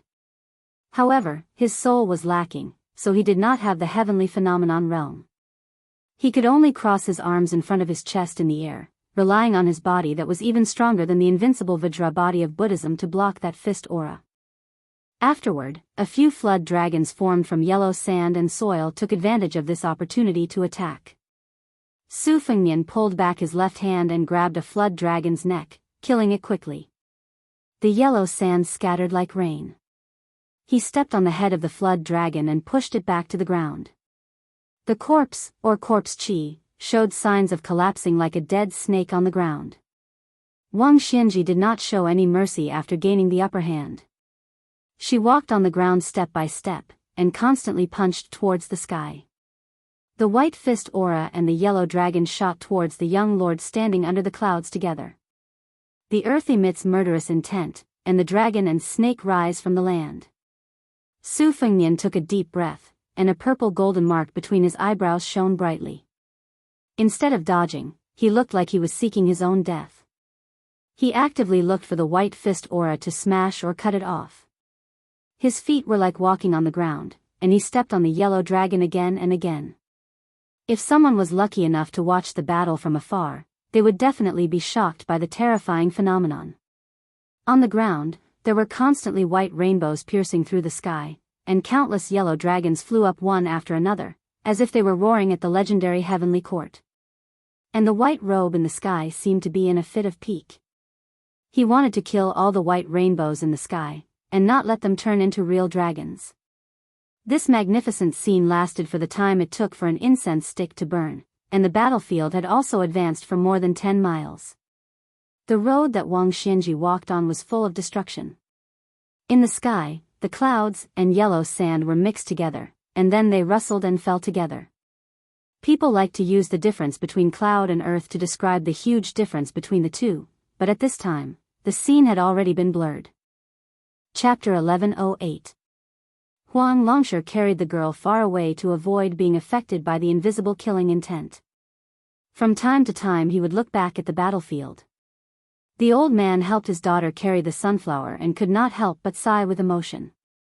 Jia Jejia in his arms still did not wake up. She just subconsciously hugged the sable hat, the beaded golden hairpin wrapped in the hat pocket. Huang Longsher did not stop walking, but he kept turning his head to look at the painting that was created by man. The long scroll slowly spread out in the world. It should not stop for a while. When it would end, only heaven knows. Huang Longsher was somewhat lost in thought. He muttered, Zhang Julu in the imperial court, Wang Xianji in Jianghu. There are two such figures. One is a roly-poly official, the other is an old fart. How can the others have a day of success? If anyone were to stand behind them, it would be a fact that made them feel despair just by thinking about it. The group of Spring of Yong Hui's achievements and knowledge are all excellent civil officials. Among the generals, there is Guangling Dao's Lu Xingxiang, and those members of the imperial family who have failed to achieve meritorious service. In the world of Wulin, there is Dong Tai's sword, Gu Jintang's saber, and Chao Changqing's scholarly spirit. In the past and in the future, any one of them would be a famous figure. Huang Longsher withdrew his gaze and continued to ramble. The great Qin lost a deer. Liang is not far away. Bai Yan is the deer of Liang. He knows his fate. There is no way out. He has already begun to make arrangements for his funeral. If he lives alone and does not retreat, then the poor people of the world will not be able to see the future. But not only does old Wang not retreat, he wants to go one step further. One is the peak of civil officials, the other is the peak of martial arts. These two people, at first glance, seem to have the same realm and status, but in fact, there is a big difference in their bones. It is indeed true that the path of civil and martial arts is different. This old man in the past helped Jianghu's fate by pulling up seedlings to help them grow. It should be right to remove the firewood from under the cauldron. This old man has read too many stories and people in books. All these years, he has exhausted his mind and thought about everything step by step. Is he going to make a mistake at the end? The last time Huang Longshan looked back was an hour after the start of the battle. He did not see the expected mixture of clouds and earth, but the atmosphere of heaven and earth was exceptionally clear. Huang Longsher sighed. That kid most likely lost the first half of the battle. The reality was just as Huang Sanjia expected. Even if Su Fengnian used Gao Shu to reveal his physique, then he used Murong Baoding's erecting Buddha, Shui Songguan's huge clapper, Wudang's immortal caressing the top, and so on, all kinds of mystical techniques, and their coordination was flawless. They were only able to block the seemingly endless murderous aura. Within an hour, Su Fengnian had destroyed more than 100 fist forces and killed more than 400 flood dragons. This was just Su Fengnian's anger.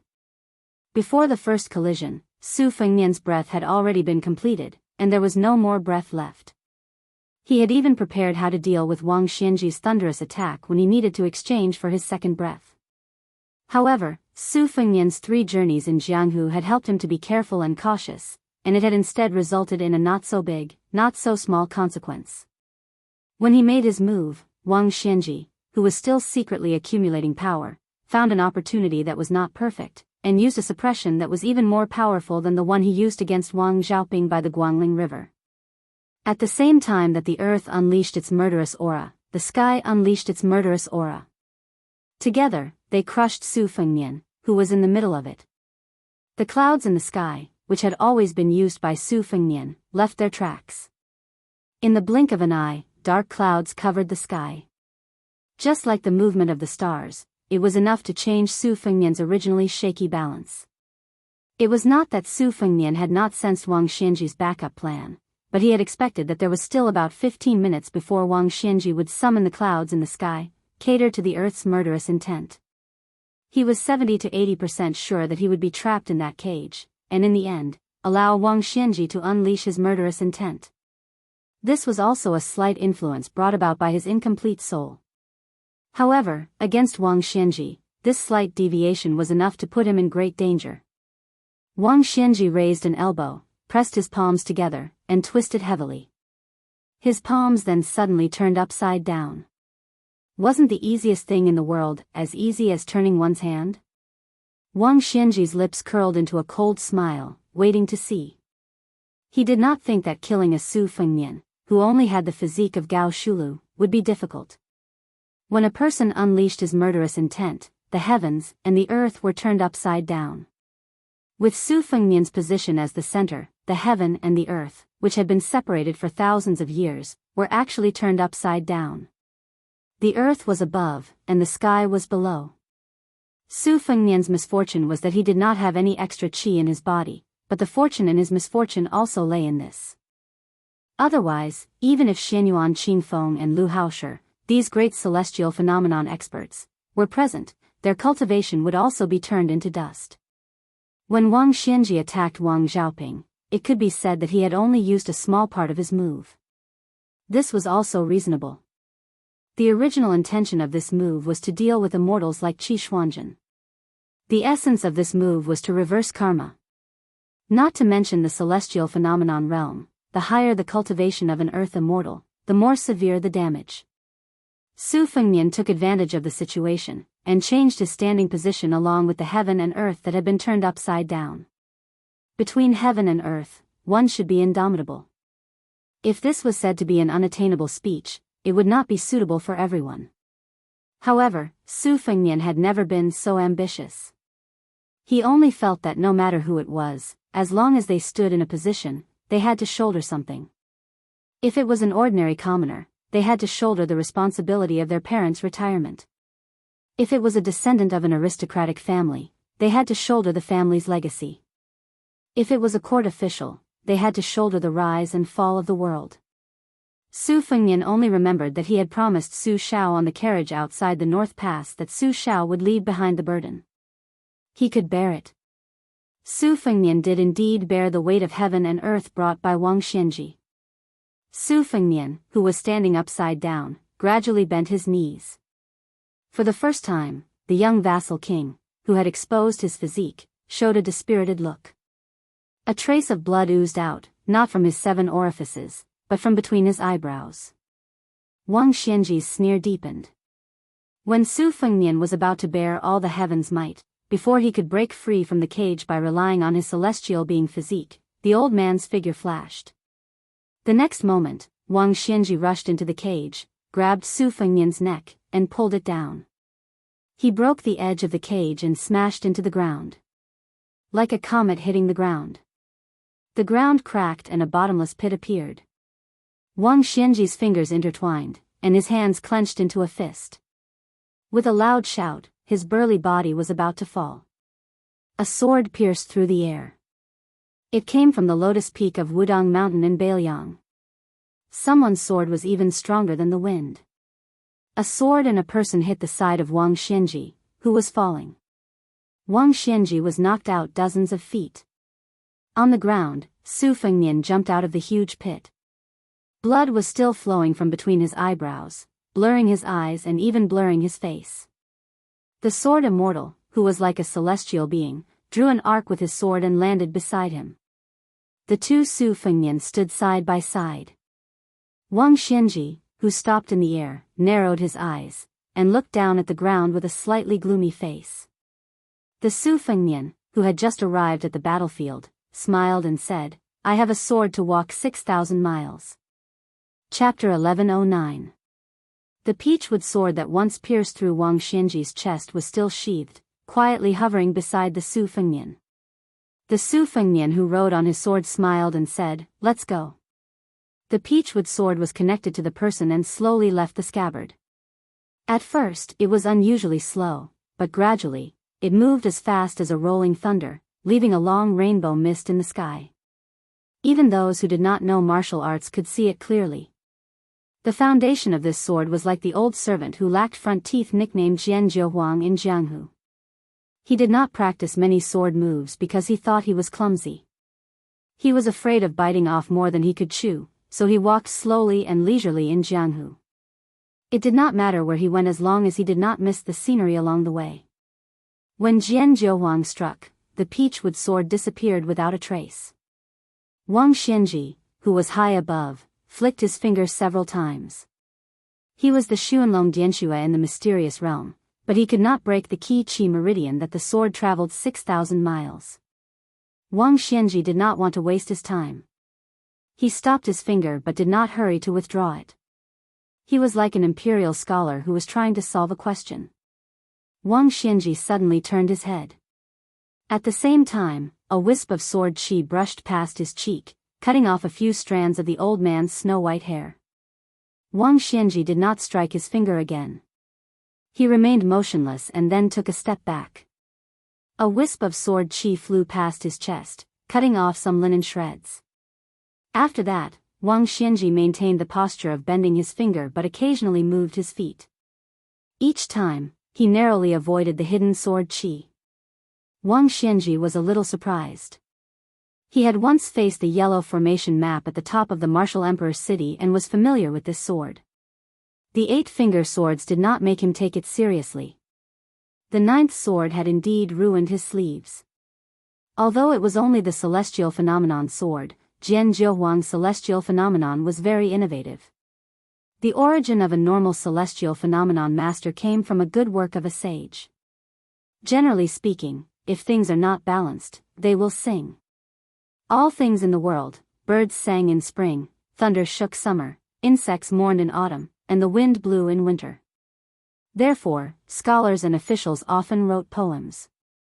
Since ancient times, the reason why swordsmen could dominate the world was that they could naturally use the sword in their hands to complain about injustice. Wang Xianji once told Chao Chongqing in private that he should give up the country and forget about his feelings and practice swordsmanship, and he would be able to become a saint early. Jian Zhouhuang's 9th sword had clearly crossed the threshold of heavenly phenomenon but had yet to reach the level of a sword immortal. Yet, it did not give off the slightest feeling of injustice. On the contrary, it had caught Wang Xianji off guard. Logically speaking, a good person with a gentle temperament would never be able to practice a good sword. This was the same principle as a scholar who was happy to see injustice in the mountains. It was the same principle with swordsmanship. The advantage lay in the profoundness of each move and the emergence of one strange force after another. The sword's current style was also eccentric. After the move, there was no grand sword momentum like dark clouds. Instead, it was tirelessly swinging the sword back and forth. It was full of the earthly atmosphere like dogs barking and chickens crying. It was like neighbors quarreling, but because of their relationship, they only used their mouths and not their hands. It gave people the feeling that it was noisy and annoying. This new sword was only slightly different from the old sword that Jian Zhouhuang had handed over.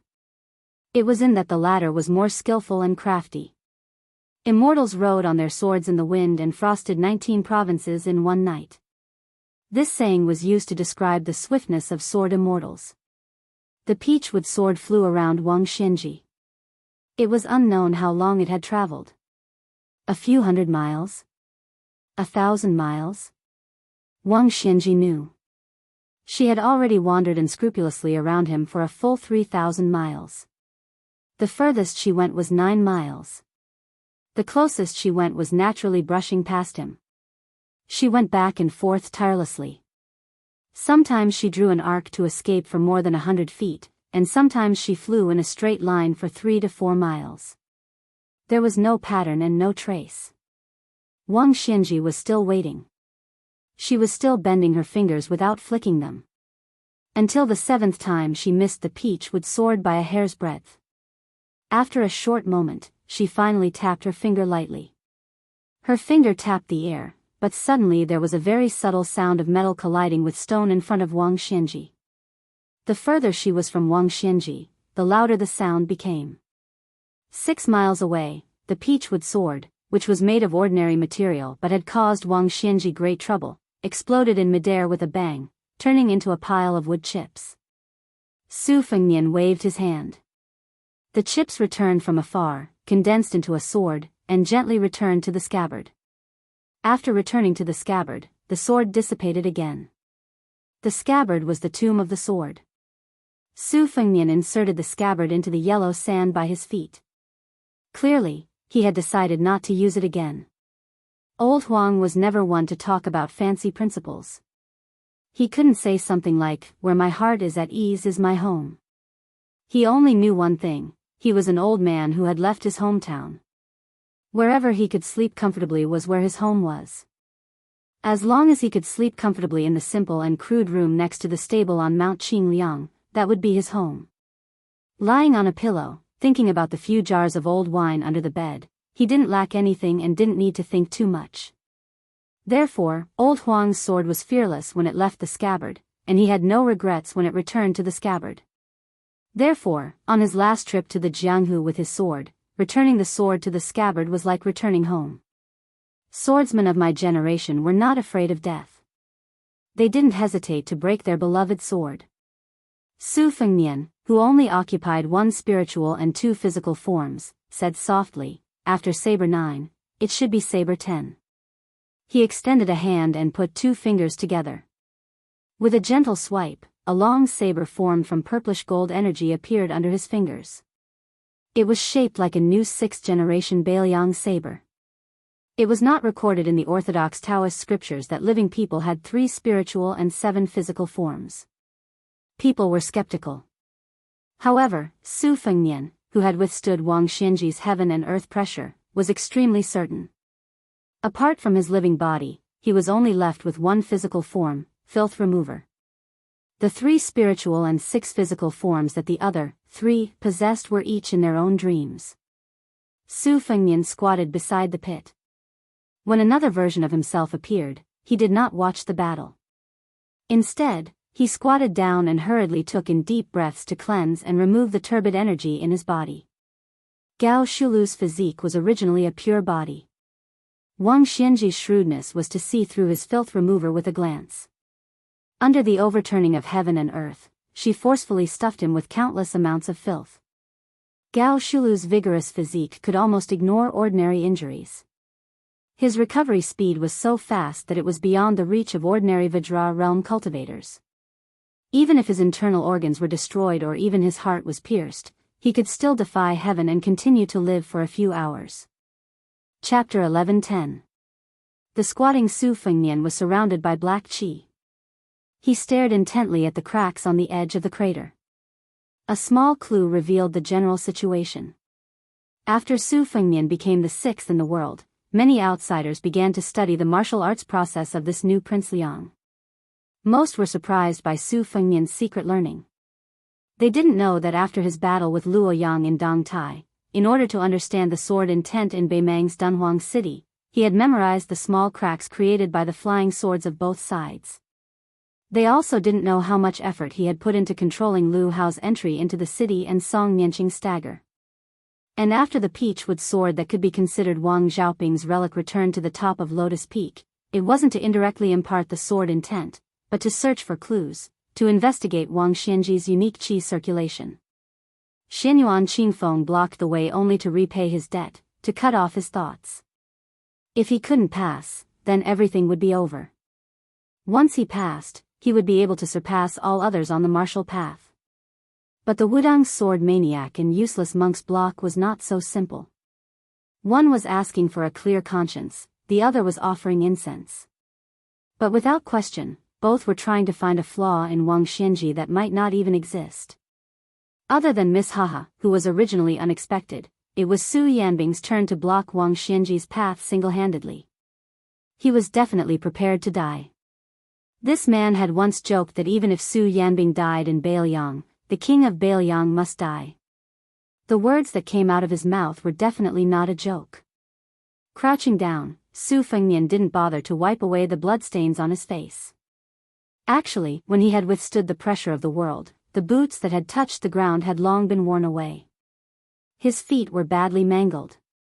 At that time, when he tilted his head and slant his shoulders had also been worn to the bone. However, after being thrown to the ground by Wang Xianji, these injuries healed at a speed visible to the naked eye. However, the torn clothes and bottomless boots on his shoulders were proof of the dangerous situation at that moment. How many people could make Su Fengnian, who was now strong enough to dominate both the Separation Sun and Northern Mang Jianghu, suffer such heavy injuries? Other than Wang Xianji, who had not used all her strength, there were only Tuoba Bodhisattva and Dong Tai, who wanted to fight to the death. Su Fengnian continued to stare at the cracks on the ground. Only when his vision was blocked by the blood did he raise his arm and carelessly wipe away the thick blood on his face from between his eyebrows. Standing, Su Fengnian held the hilt of his saber and looked down at the extraordinary Bailiang saber. He said to himself, this saber should have been for Zhao Huangchao. He closed his eyes and took a big step back. His right hand opened in front of him, and his left hand held the saber behind him. The wind and clouds surged, and the yellow sand floated. Su Fengnian finally stood up from his squatting position, as if he wanted to witness himself wielding the saber. He pressed a finger between his eyebrows. The blood was blocked, but it still seeped through the gaps between his fingers. The face that Bailiang's old man said was very similar to the princess's face, flowed down in a zigzag way. He wielded the saber. First, there was the continuous sound of thunder. Then, the gang-chi of the saber tore the sky in a line. This was a saber move that Su Fengnian had comprehended on his own. The first half of the saber move came from observing the Guangling River's tide from a close distance. Before the head of the tide could be seen, the sound of the tide was like thunder piercing one's ears.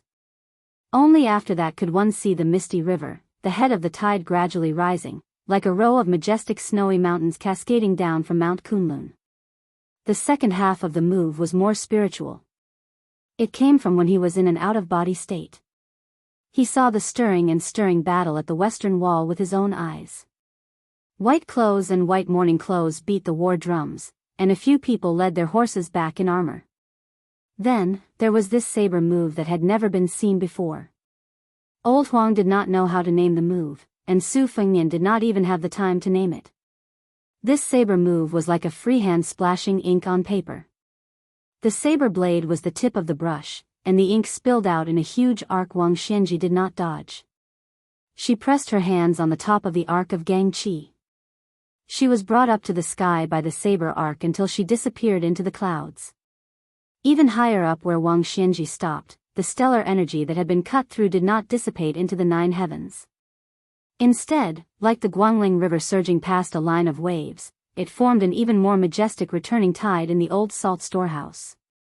The tide poured down majestically from the sky. Since Wang Xianji smashed Su Fengnian into the ground after showing her killing intent again and again, it was only right to reciprocate politeness. Su Fengnian did not wait for Wang Xianji to break the waterfall of gang-chi. Instead, he took out a Bailiang saber. It was simple and heavy. It was the Su family's first-generation saber. Su Zhao's troops went south all the way. He crossed the river to the south time and time again. He fought to the death time and time again. He narrowly escaped death time and time again. He was laughed at by outsiders. He was mocked as a mad dog willing to bite people without the mercy of the Liang imperial court. Su Zhao never opened his mouth to argue with anyone. He also never explained anything to his eldest son, Su Fengnian. Su Fengnian only knew the answer when he was in a trance. Su Zhao had always been a pawn crossing the river in precarious times. He did not want to die, but he was not afraid of death either. Who cares about your mother's world structure? Who cares about your mother's emperors? Who cares about your mother's chessboard rules? Su Fengnian took a step forward with the saber in hand. He pointed the tip of the saber upward at Wang Xianji, who was in the clouds. He whispered softly, "Cross the river." A black rainbow hung upside down from the ground. Wang Xianji, who was fighting against the inverted waterfall, was hit in the chest by the saber. The two Su Fengnian standing on the ground could see the black dot being slowly pressed down by the waterfall. Then, the saber violently slammed back into the distant dome. The Su Fengnian who had traveled through the black and white seasons sighed and said softly, "It's difficult." Su Fengnian nodded, but soon smiled and said, "But this time, the old man won't dare to only use 70 to 80% of his strength." Just as he finished speaking, a beam of light descended from the sky. The earth trembled with it. Wang Xianji was like a god of the heavenly court. He walked out of the heavenly gate and descended to the world. A fist-sized wound appeared on the chest of the hemp-clothed old man. Even though the body of this world's most powerful man was not inferior to that of Gao Shulu, who had been at her peak for 400 years, there were still no signs of recovery. There were sprouts in his flesh. The scene was strange. They suddenly grew and suddenly died. What was even more mysterious was that after Wang Xianji was knocked into the clouds, he actually dragged down a bolt of lightning as long as a spear. Wang Xianji, whose shoulders were severely damaged, asked with a cold expression, "Is that all you've got?" Who in the world could be a match for this martial artist who was probably above the celestial beings? How could he kill him if he won? Moreover, Su Fengnian most likely would not be able to wait until the last pair of spirits who had not returned from their long journey. Chapter 11:11. Su Fengnian, who only had one spirit of filth removal left, had stopped the bleeding between his eyebrows. The Su Fengnian beside him, who had just returned from an out-of-body state, had one spirit and two spirits. Although he still lacked 2 spirits and 4 spirits, he was still able to hurt Wang Xianji. Su Fengnian didn't think he was weak. However, arguing with Wang Xianji was useless. Therefore, facing Wang Xianji's question, he didn't argue with this angry old man. Instead, he just repaired the body gifted by Gao Shulu. Wang Xianji sneered, "So you don't have any last words?" Su Fengnian stretched out his hands and covered his face, wiping off the blood with his 10 fingers. His eyes were clear. Wang Xianji said the word, "good," heavily. Then, Su Fengnian, who had just returned on his sword, saw Wang Xianji step out and throw out the long spear made of thunder and lightning from the sky. However, when he saw this scene, Su Fengnian, who had a physical body, had already been sent flying backward, crashing to the ground 1,000 feet away. His uncontrollable body even bounced a little on the ground and continued to slide for over 100 feet before coming to a stop. Wang Xianji's move was so fast that Su Fengnian, who was still standing, could only see the residual shadow of Wang Xianji after throwing out the spear. Su Fengnian, who had fallen to the ground, slowly got up and bent over. His chest was badly mutilated, with white thunder and lightning twirling around and sizzling. When Su Fengnian reached out his hand, countless thin red threads and red snakes swam out of his arm. When Su Fengnian's fingers touched them, the red threads and the white lightning died together. It was obvious that the secret skill Su Fengnian stole from Han Diaoxi's head didn't work immediately. The long spear of thunder and lightning in Wang Xianji's hand was still there, but its momentum was reduced by 20%. Another footprint appeared in the sand in front of the old man. Su Fengnian, who had just stood up, was hit by the lightning spear again. However, he wasn't knocked down this time. He tilted his head back slightly and held a piece of thunder and lightning in his hands to prevent it from stabbing his neck. Then he stepped back lightly on the ground. The first time, he deliberately opened his door and took the thunder strike because Su Fengnian wanted to learn more about Wang Xianji's qi flow with the help of Gao Shulu's pure body. Since Wang Xianji's second spear was the same, there was no need to take all the attacks as before. The footprint in front of Wang Xianji was getting deeper and deeper, and the gap between throwing the spear was getting shorter and shorter. In the distance, Su Fengnian could only retreat again and again. He retreated 8 times in a row and used the nameless fist technique taught by Wudong Su Fengnian for the last time. His waist was like an axle, and his body was in a circle. His hands followed Su Fengnian's body and moved around in circles. When Su Fengnian finally stood still, his spine was straight and his back was not hunched. His hands gently swayed up and down. A few inches above his palms, there was a ball of thunder and lightning that rose and fell. They looked playful and light, but it was easy to underestimate the power of thunder and lightning contained in them. Su Fengnian's hands moved in an arc, and the 2 snow-white balls of thunder and lightning merged into one and gradually dissipated in front of him. At the same time, Su Fengnian, who had returned from the black and white spring autumn, had a drastic change in expression. He began to turn around and rush toward himself. The 9th footprint appeared in front of Wang Xianji, who only had 3 feet of thunder and lightning left in her hands. Before Su Fengnian's soul was about to crash into Su Fengnian's body, Wang Xinji had already closed in on the latter. She took the initiative to make a move, but it was unknown whether it was a spear or a sword. The 3 feet of thunder and lightning instantly pierced through Su Fengnian's body like a knife cutting through tofu. Wang Xinji's right hand held the 3 feet of thunder and lightning that had successfully broken through Su Fengnian's body. She suddenly lifted it up and lifted Su Fengnian's entire body into the air. The next scene was puzzling. Before Wang Xinji could pull out the thunder and lightning, Su Fengnian took the lead. His hands pressed down on the immortal weapon that seemed to have come from the 9th heaven, and he kicked Wang Xinji's shoulder. His body floated 2 feet away and staggered. Not only did he not take the opportunity to pull out the thunder and lightning, but he also fiercely slapped it and took the initiative to pierce through Wang Xinji's body. Wang Xinji did not take advantage of the victory to pursue an attack. He stood in place and nodded. For the first time, he showed a bit of appreciation. If he had pulled out the thunder and lightning, then this kid would have suffered the first 8 spears and the last sword for nothing. The 8 spears were just a smokescreen. The key was the sword that Wang Xinji had just created. Originally, he wanted to give it to Dong Tai, who had just returned from a visit to immortality. Everyone in the world used the 3-foot sword to describe a long sword, and his sword move was called 3 feet. The superior way of the sword always emphasized the idea rather than the technique, and the deep meaning of 3 feet naturally lay in the 3 feet. If Su Fengnian had pulled out the thunder and lightning to lessen his injuries, he naturally would not have understood the profound meaning.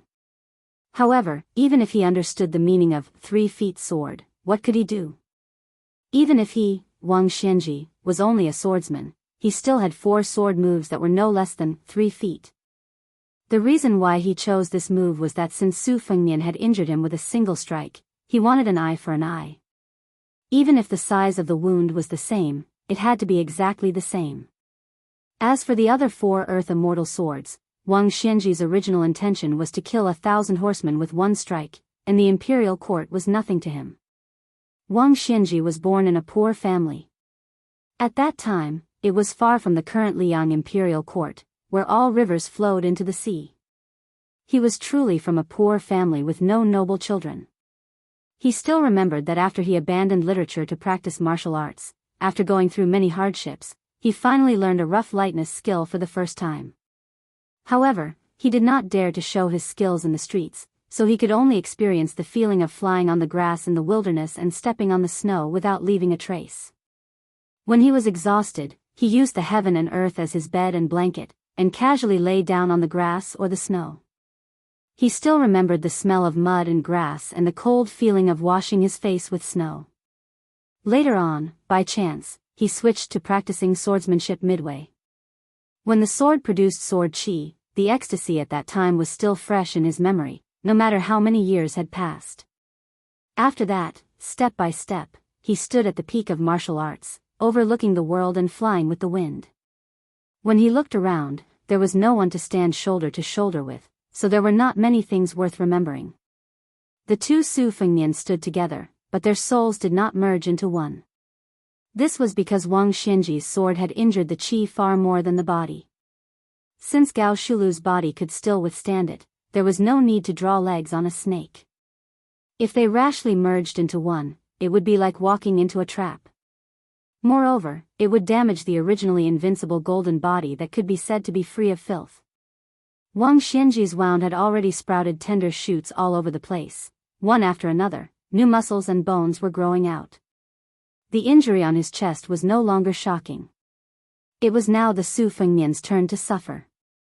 The red snake struggled to cling onto him, but it was still unable to completely dispel the remaining thunder and lightning sword chi. Wang Xinji suddenly said, when this old man was still a scholar, he had a heart-to-heart talk with a senior scholar. He said something to him. Today, I'm afraid the senior's bones have already turned to dust in his grave, but this old man still remembers it. Instead of being recorded in the annals of history, it's better to be hanged at the gate of the country. But in those troubled times, this scholar died in the midst of the turmoil and chaos of war. He did not put his ambition into the imperial court, nor did he die a worthy death. When this old man heard the news of his death, when he went to collect his body, he simply dug it out from the hundreds of corpses lying on the ground by the roadside and hastily buried it. The long sword that this gentleman wore when he was alive was probably worth several dozen taels of silver, but it had long been taken away. The gentleman's remains were given to me as goods to exchange for official hats or wine money. When has Wang Xianji ever blocked the path of a younger generation? This old man oversaw the Eastern Sea. As long as he was alive, has there ever been a martial artist like Lu Songtao, who was confident in his backing and brought disaster to the world? The imperial court was powerful, with armor on their backs and cavalry galloping, while the common people were unarmed and defenseless. The world was divided into ups and downs, and the ones who died the most were precisely these innocent people.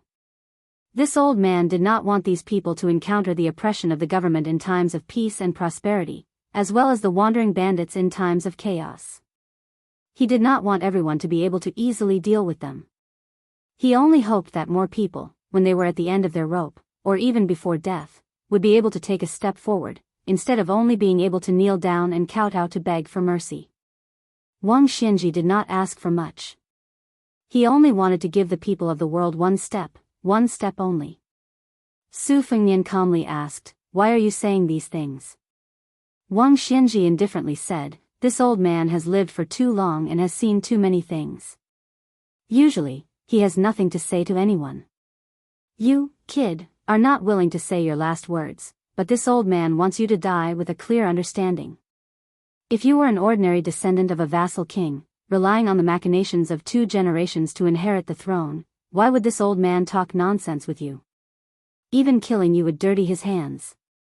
Su Fengnian was about to speak, but Wang Xianji waved his hand and said, "This old man is well aware of what you want to say. It's just that whoever has the bigger fist has the bigger reason. No matter what you say, this old man is not willing to listen to you. It's as simple as that." Su Fengnian smiled and said, "It's still too early to decide who has the bigger reason. It's hard to say." Wang Xianji neither denied nor admitted. He said, "This old man has finished speaking. Who deserves to die more? The truth will be revealed very soon." 100 li away, a worry-free man with sleeves fluttering in the wind was carrying an instant spear. Purple chi came from the west. Chapter 11-12. Wang Xianji looked around with a bleak mood. Although the Su Fengnian in front of him brought some surprises, it was still inferior to the battle that he imagined. If Chen Jibao did not come out of the cold, if Su Yanbing came with the instant spear, and if Luo Yang, who seemed to have a secret relationship with Bai Liang, the 3 of them joined forces to suppress the young king. Only then could they really fight a hardy battle. Only 2 Su Fengnian showed up. Even if there were many traps, it was still not enough to fight. Su Fengnian looked up and saw that in the sky where Wang Xianji was standing, the wind was rolling and clouds were surging. Large pieces of colorful clouds were quickly gathering, like a huge brocade that was spread out by the immortals. In the priceless advice of the Danding sect of Taoism, there was a saying, 3 flowers at one's head and 5 chis at one's origin. But the current scene was obviously far beyond this category. A sage who was both a wine immortal and a writer, and even a swordsman, once left a popular poem, "Between the clouds of the White Emperor, 1,000 miles of Jiangling returned in a day." The later generations often did not have deep feelings and did not know the true meaning of the poem. Su Fengnian sighed. Wang Xianji finally could not hold back and was ready to use his killing move. After killing people, he would open the gate of heaven.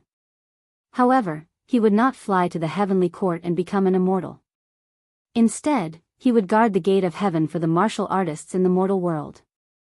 Su Fengnian exhaled deeply. He was still not in a hurry to merge the out-of-body soul beside him with his body. Instead, he stood still and waited for Wang Xianji to reveal the truth and launch a thunderous attack. Wang Xianji took a deep breath. Her head of silver hair instantly turned dark green. She was originally a burly old man, but now she looked like a man in the prime of his life. Su Fengnian didn't admire the mysterious technique that turns something rotten into something magical. He gently closed his eyes, and a purple-gold radiance lingered on his face. After taking a deep breath, his sleeves swelled up, and he seemed to be in a trance, giving off a feeling of being detached from the world. This was the mnemonic of the Dahuang imperial court: don't care about the bustling city outside the door, close the door and face the mountain stream. Both offense and defense had their own wonders. In the blink of an eye, no less than 20 tall figures of Wang Xianji appeared between Su Fengnian and Wang Xianji. Their postures were slightly different, but they completely displayed Wang Xianji's charging momentum.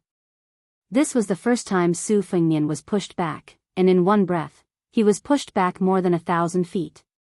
During this distance, nearly 100 figures of Wang Xianji appeared.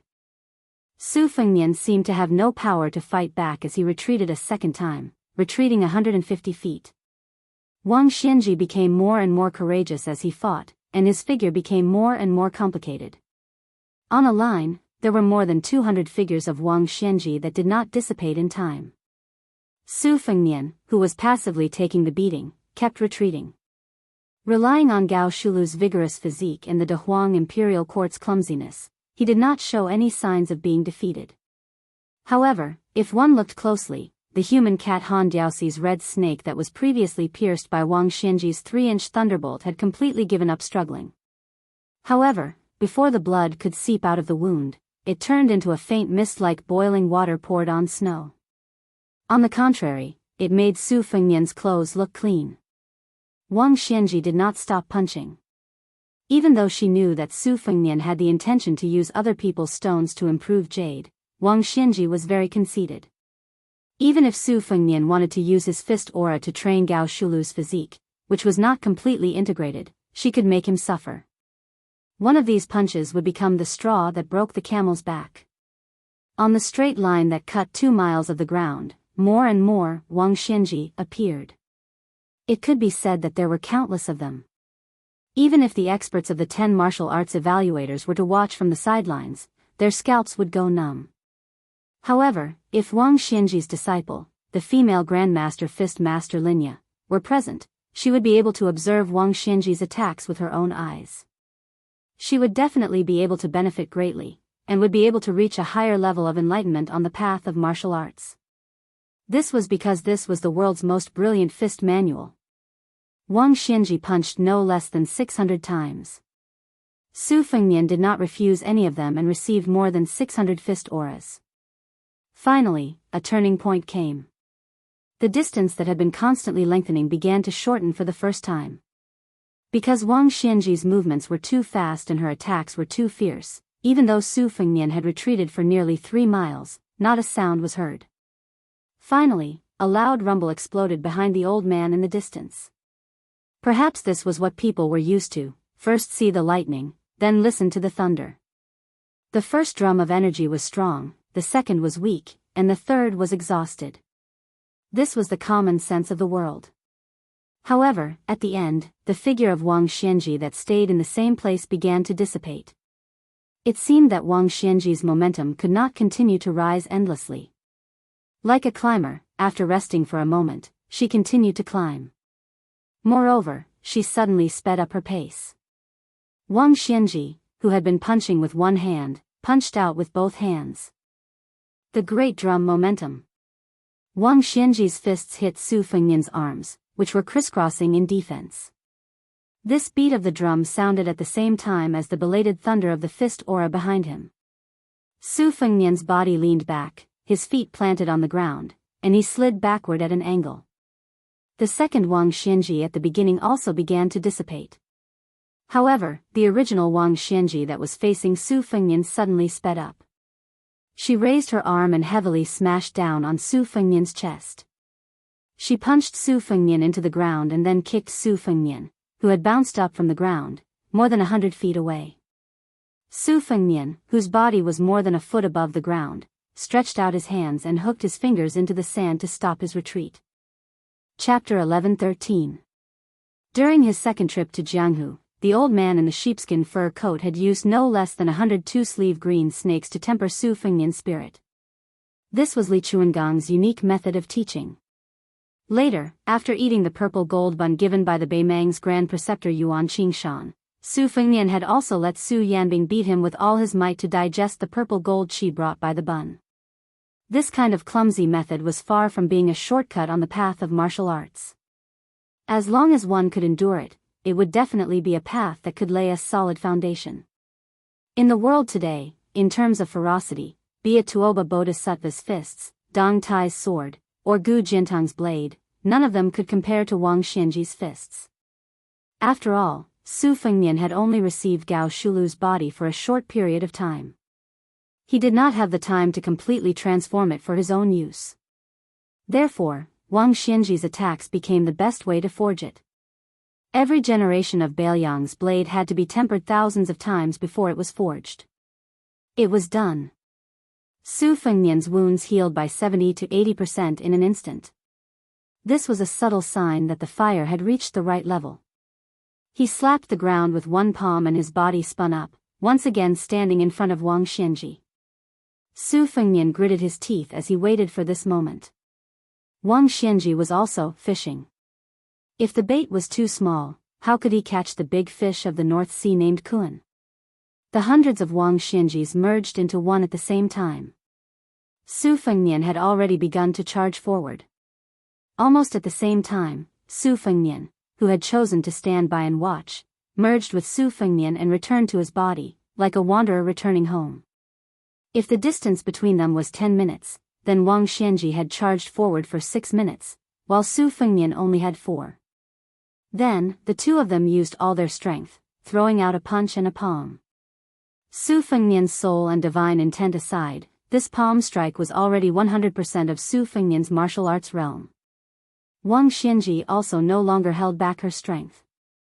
Ever since she broke the wooden horse ox 60 years ago, she had never fought with her full strength. Now, she finally used her full strength and chi movement in a punch. Wang Xianji took the lead and punched Su Fengnian in the forehead. Su Fengnian slapped Wang Xianji's chin. The two of them left the ground at the same time. At the same time, they returned to the ground and rooted themselves to the ground. Neither of them was willing to back down even half a step. Su Fengnian's head swung back slightly. Although Wang Xianji's head did not move, her originally greenish-black hair once again turned white. Following this, the two of them did not think about countering each other's moves. Instead, they focused on attacking. Su Fengnian was probably willing to sacrifice himself, while Wang Xianji was willing to sacrifice 800 of his own to kill 1,000 of his enemies. Wang Xianji's fist continued to land on Su Fengnian's forehead. Every time Su Fengnian's head swayed back, the amplitude increased. However, Wang Xianji's white hair was not easy to notice. What was more fatal was that the old man's hair kept changing between greenish-black and frosty white. It was completely different from Su Fengnian's unstoppable decline. The two of them stood in the same place, exchanging punches and palms. Su Fengnian's forehead had already caved in, but Wang Xianji was not at ease either. Bruises and spots appeared on her face.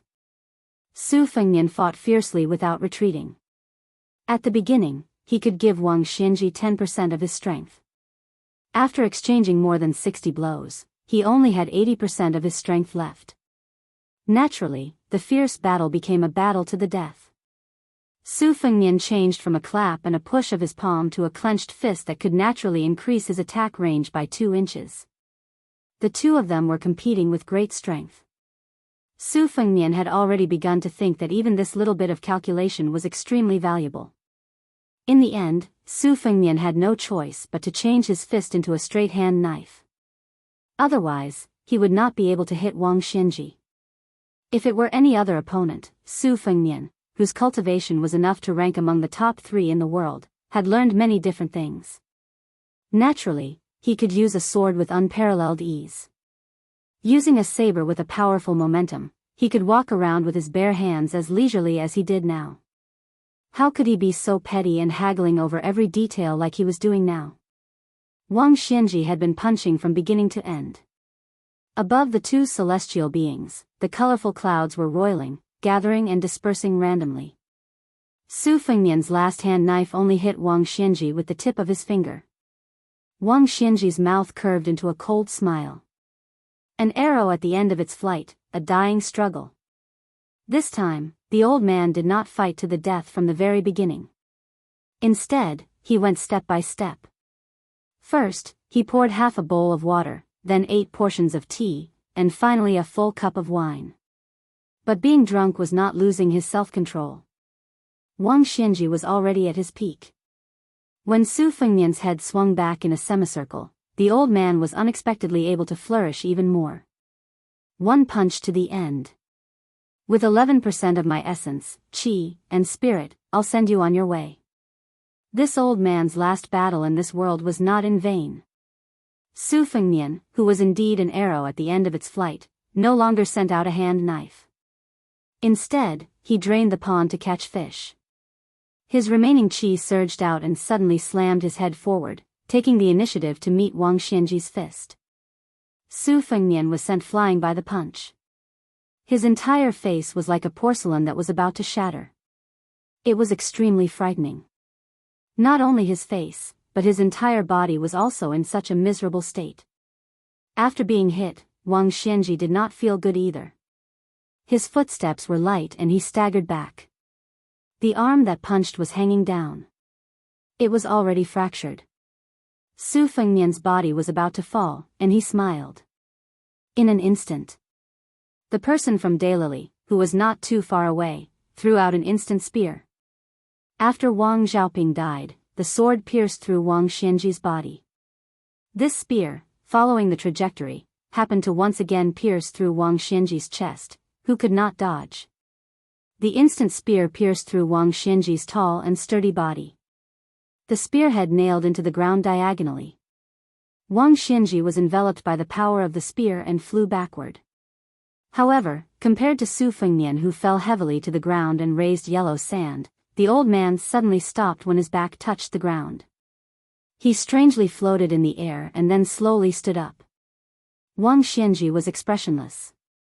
He looked at the second, Su Fengnian, in the distance, who had one soul and two spirits. He hurriedly returned to his senses, but he still did not stop thousands of blood vessels from flowing out of the cracks in his body. Those who deserved to die could not die. Those who wanted to live could not live. Blood soaked his clothes and dyed the yellow sand red. Su Fengnian lay in the blood just like that. The young king of Bailiang, who was on the verge of death, looked at the sky with blurry vision. Su Fengnian closed his eyes. His soul floated out in all directions, and even Gao Shulu's body was no exception. Together, they slowly swept towards Huang Longshi and Miss Hehe. He only hoped that the last bit of his cultivation could save the life of the silly girl who always liked to carry sunflowers. Wang Xianji finally spoke. "Do you have any last wishes?" Su Fengnian, whose vitality was gradually fading, did not speak. Before he left Wudong, he had already set up a plan. Bailiang hid a puppet, Su Fengnian, that looked like him. Even if he died in the battle and Bailiang lost the real Su Fengnian, there was still the king of Bailiang. In this way, as long as the Su family's banner did not fall, the morale of Bailiang's army would still be there. They would not be defeated by the million-strong cavalry of Bailiang. The Central Plains would probably see the smoke of war later. Chapter 11-14.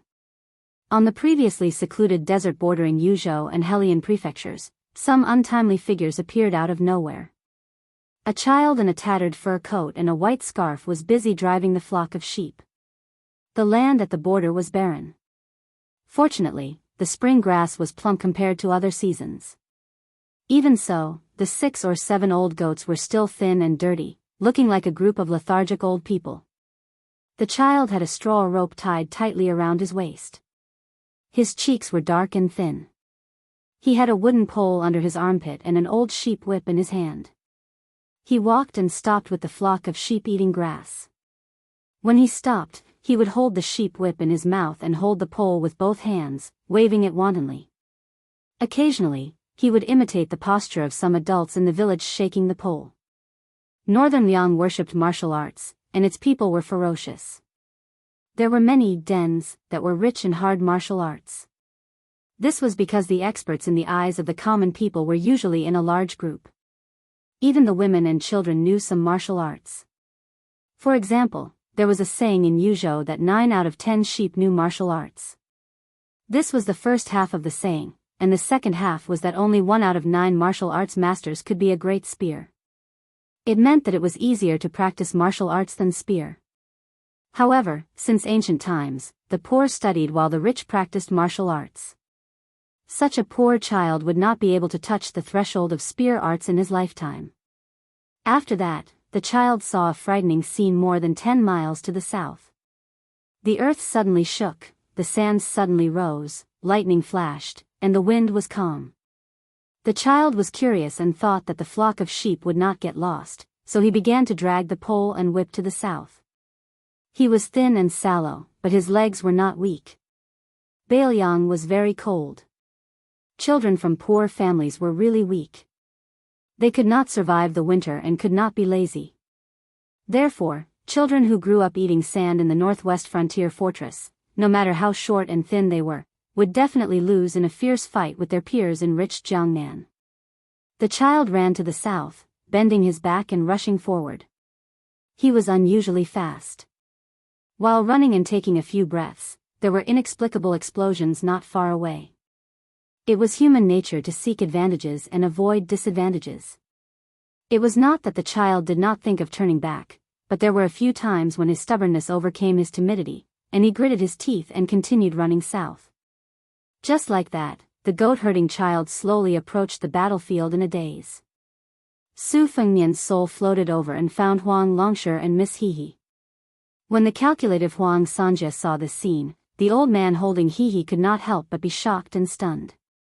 Was the most powerful vassal king in Liang really going to die like this? How many days had it been since he became the emperor of the Northwest?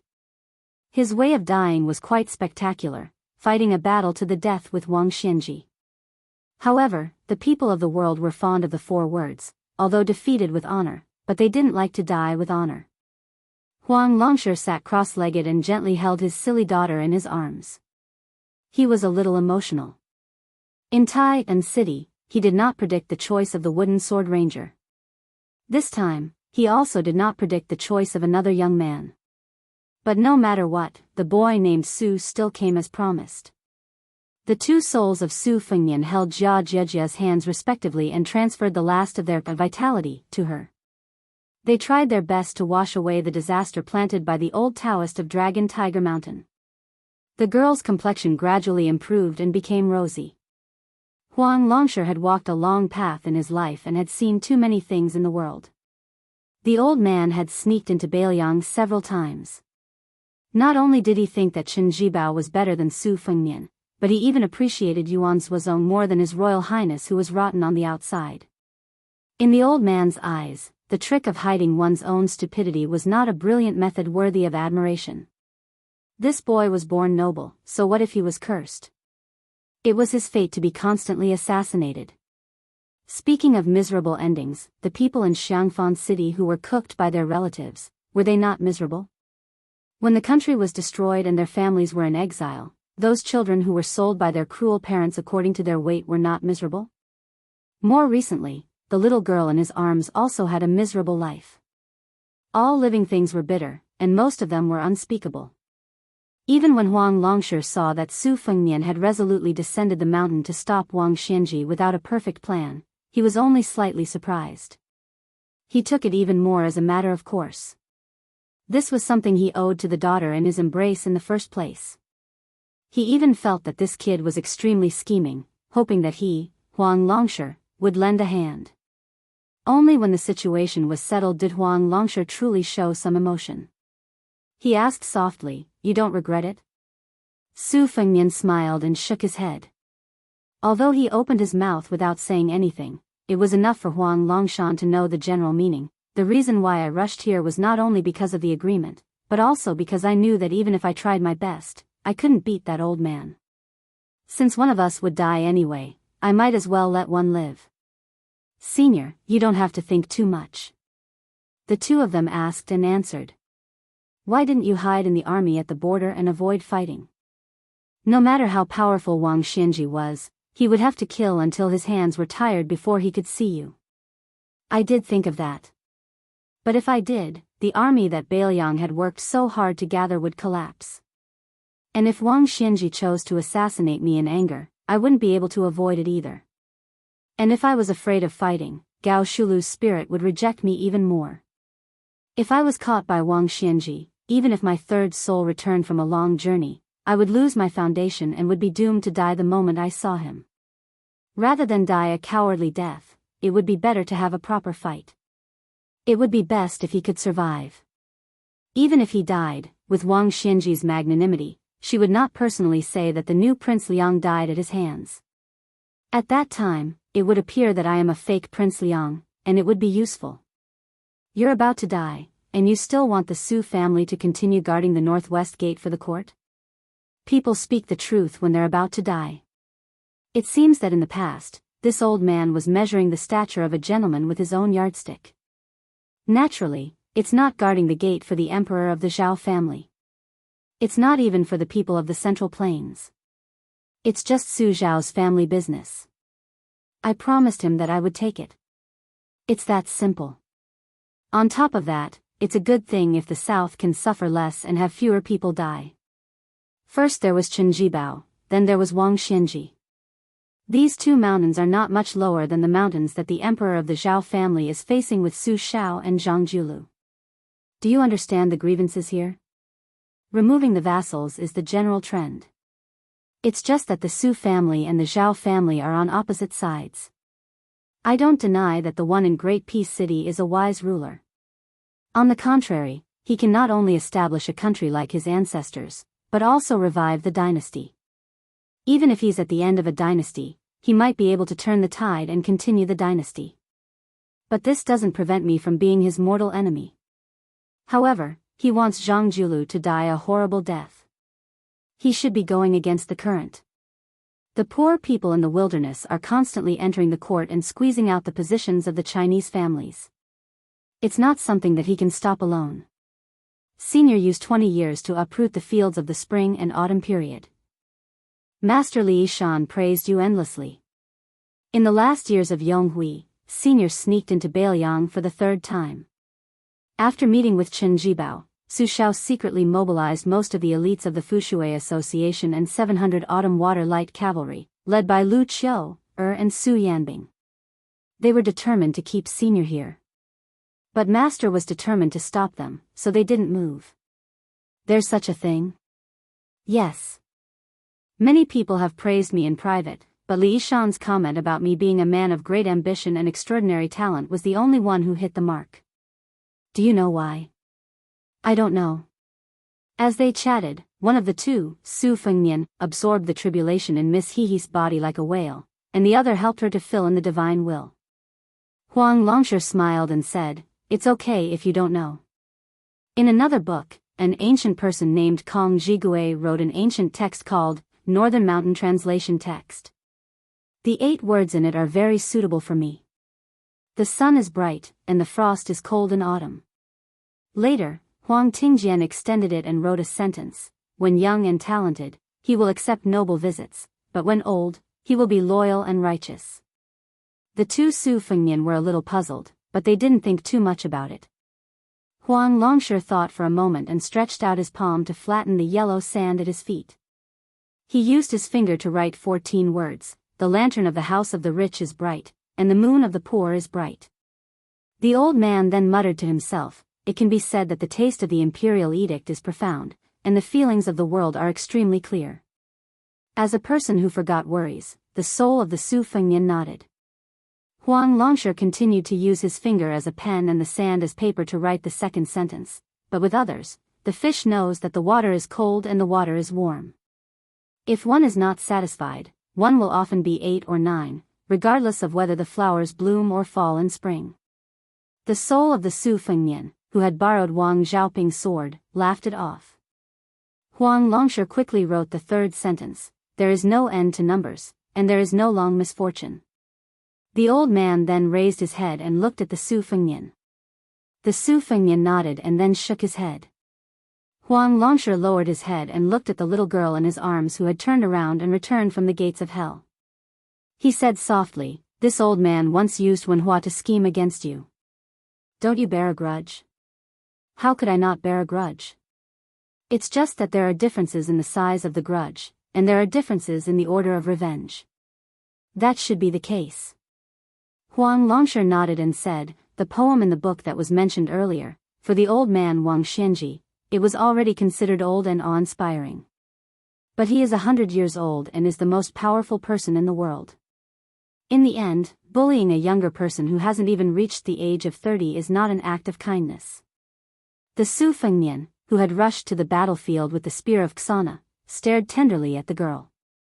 Everyone has their own way of living, but some fundamental principles are the same. It's just that Wang Xianji had one sentence that blocked all the words. His fist is hard, so he can ignore the principles of others. Since I have lost, there is no way for me to reason with him. At this point, the girl was about to wake up. The two Su Fengnian did their best, stood up, and left. Chapter 11:15. When Huang Longshi saw the two of them leaving, his expression turned serious. He looked at the sky and gently put down his daughter who was slowly opening her eyes. He stood up and muttered to himself, "This old man doesn't trust anyone and is used to judging others with the greatest malice.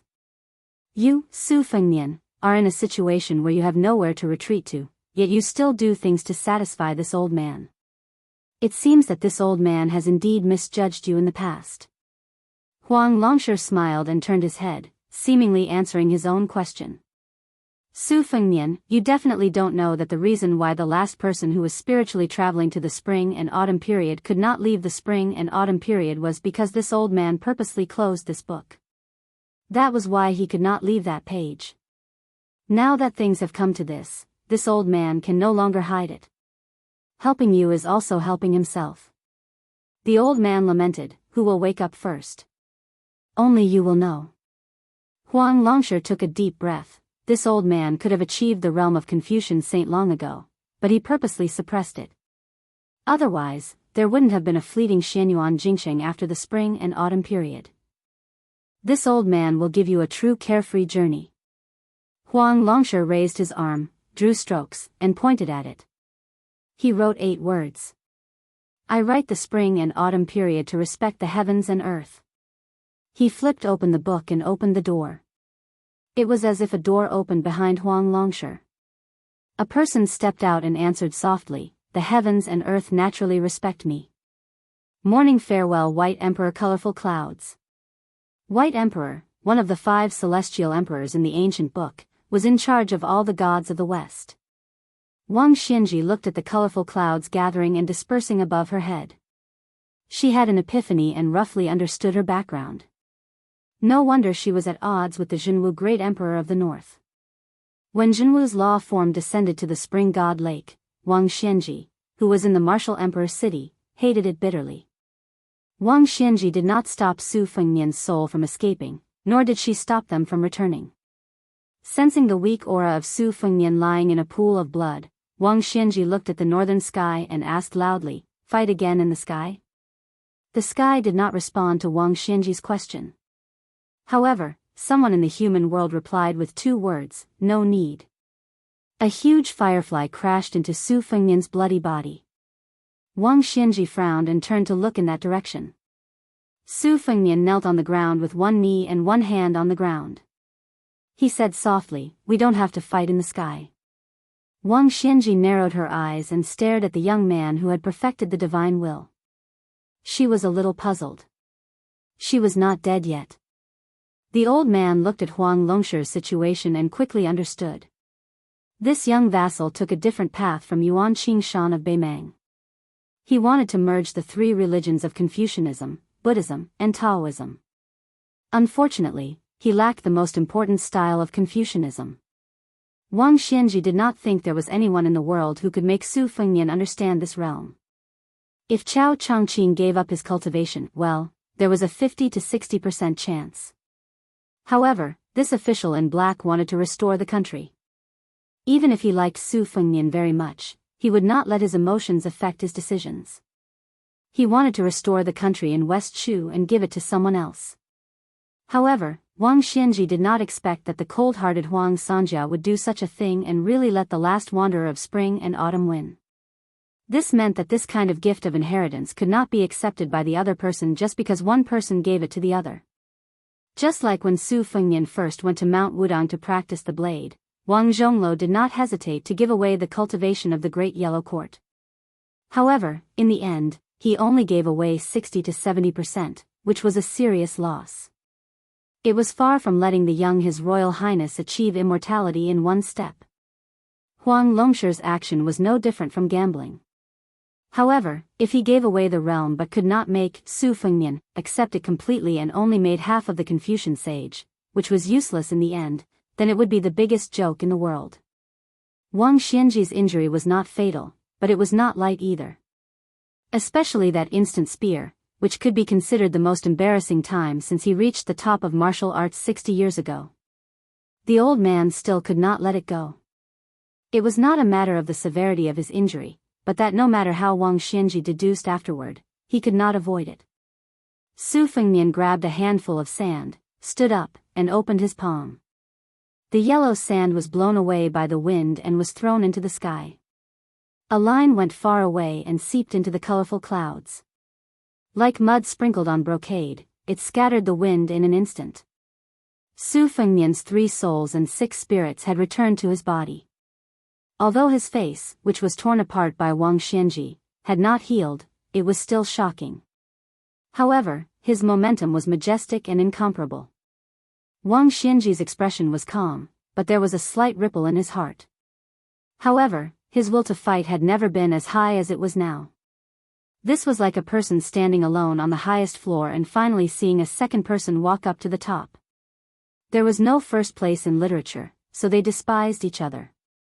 There was no second place in martial arts, so they killed each other. Wang Xianji, who had always let the younger generation show off all kinds of amazing moves, took a step back and a step forward. This was the first time she took the initiative to make a fighting stance. Su Fengnian took a step forward and a short knife appeared in his hand. He held the spring thunder upside down. The second step was a long one. He held the winter embroidered knife which was slightly longer. The 2 knives given or borrowed by Bai Hu's face accompanied him through the 2 Jianghu in Liang and Beimang. Spring thunder on the left and winter embroidered knife on the right. Su Fengnian rushed to the front of Wang Xianji with 2 knives in his hands and chopped down with the winter embroidered knife. Wang Xianji raised her hand and held the winter embroidered knife which did not emit any blade light. Her right hand was about to blast out in an attempt to smash the boy's chest. The young man's will had reached the peak, but Gao Shulu's body was still on the verge of collapse. However, before Wang Xianji could make a move, the spring thunder knife came horizontally. It was actually faster than Wang Xianji's by 11%. The 2 knives looked light and easy. Other than the word fast, there seemed to be no other mystery. However, Wang Xianji unexpectedly used her elbow to block the knife and then retreated. Su Fengnian followed like a shadow and always kept a distance of 1 knife from Wang Xianji. The winter embroidered knife stabbed Wang Xianji's wound which was made by the instant spear. Wang Xianji was not afraid. She let the dangerous knife stab her, but her fist smashed towards Su Fengnian's neck. Su Fengnian's figure swayed, and the embroidered saber left his hand, barely dodging Wang Xianji's heavy punch. His body drifted past Wang Xianji, and then he grabbed the embroidered winter saber that came out of Wang Xianji's body. It was really a leisurely stroll. Chapter 11:16. Since he did not manage to plant a follow-up chi in the winter embroidered saber, the saber strike seemed to have severely injured Wang Xianji, but it was more of a humiliation. Wang Xianji was finally forced to the point where he could be calculative. He did not turn around to pursue the attack. Instead, he tapped the ground with the tip of his foot and used his back to crash into Su Fengnian. He made up his mind. It did not matter if he took 1 or several slashes. As long as he could completely crush Su Fengnian's body, the outcome would be decided. Su Fengnian, whose back was facing Wang Xianji, took a few steps to the side and brushed past Wang Xianji again. When their gazes met, Su Fengnian slashed his saber at Wang Xianji's neck. Wang Xianji suddenly sped up. Not only did he lower his head to avoid the bright blade, but he also staggered towards Su Fengnian's side. He pushed his palm forward and pushed it towards Su Fengnian's shoulder. Su Fengnian twisted the tip of his foot and spun half a circle. He used the inverted spring thunder saber's blade to block Wang Xianji's palm. Wang Xianji clenched his fist and clamped the blade between his thumb and index finger. He was about to break the short saber. Unexpectedly, Su Fengnian casually swung his winter-embroidered saber horizontally. The tip of the saber brushed past the hilt of the spring thunder saber. The latter kept spinning. Not only did it avoid Wang Xianji's grip on the saber and his subsequent attempt to destroy it, but the short saber also spun around the old man before it finally fell back into Su Fengnian's hand. Wang Xianji kicked out.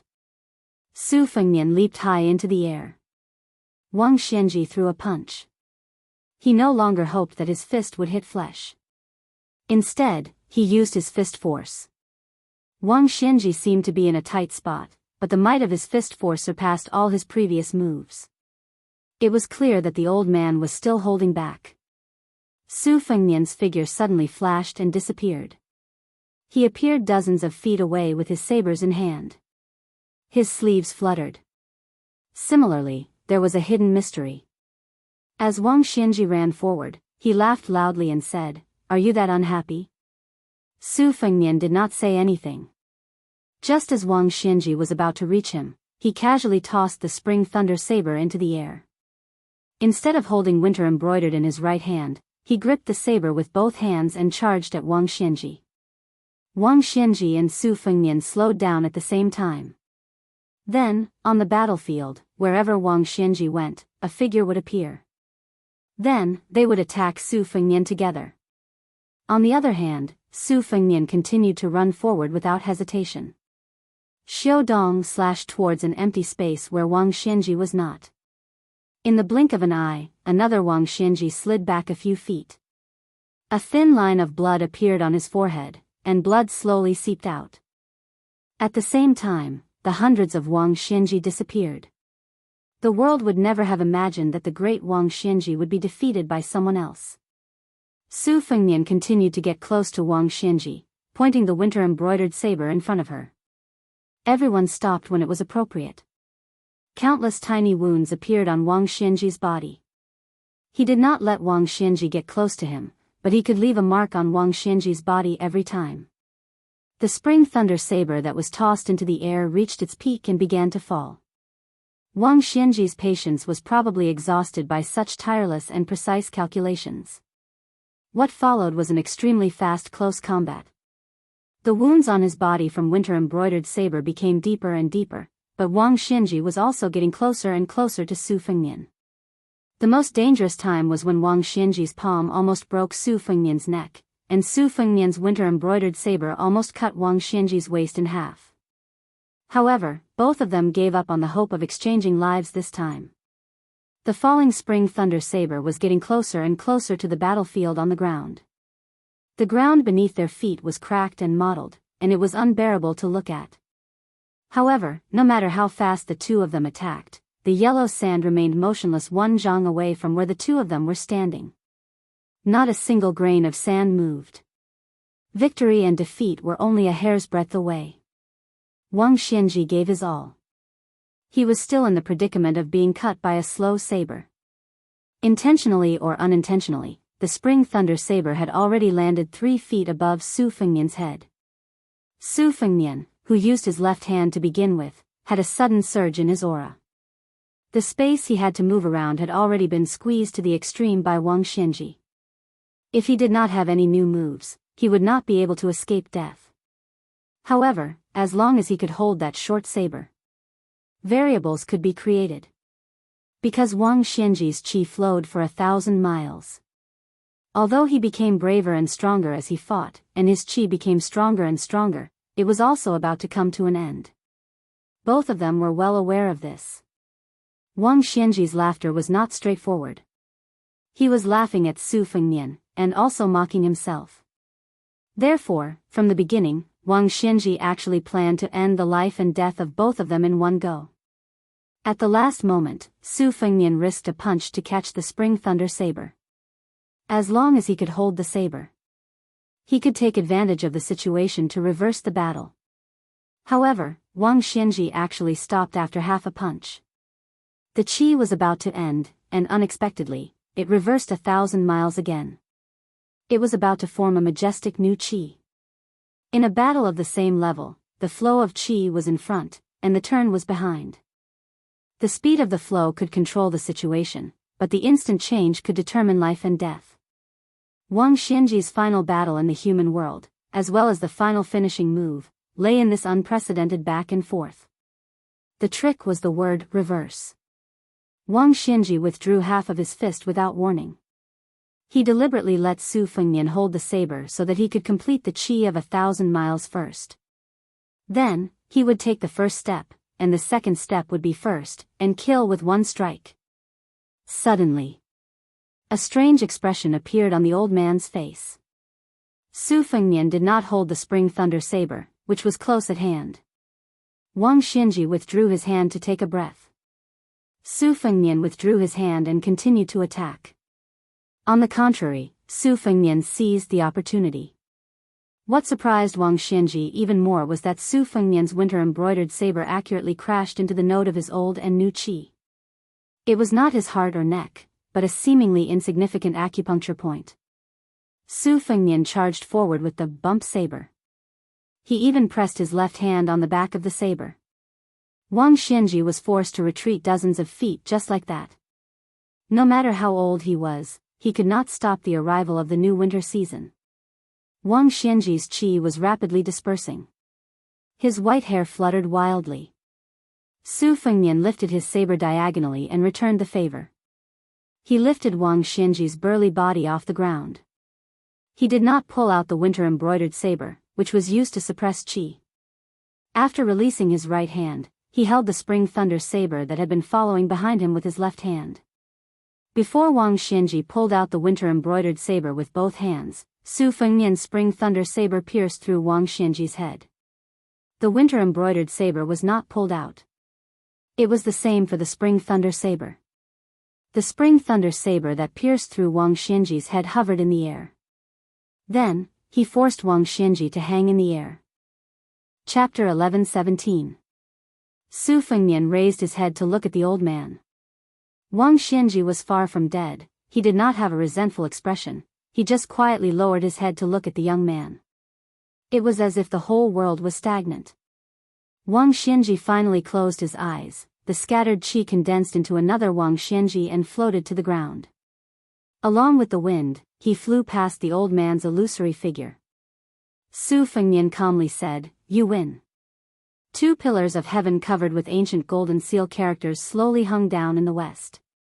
Obviously, this Wang Xianji who was scattered but his spirit gathered, although he no longer had the strength to kill Su Fengnian, but the gate of heaven was already open, he could still leave if he wanted to.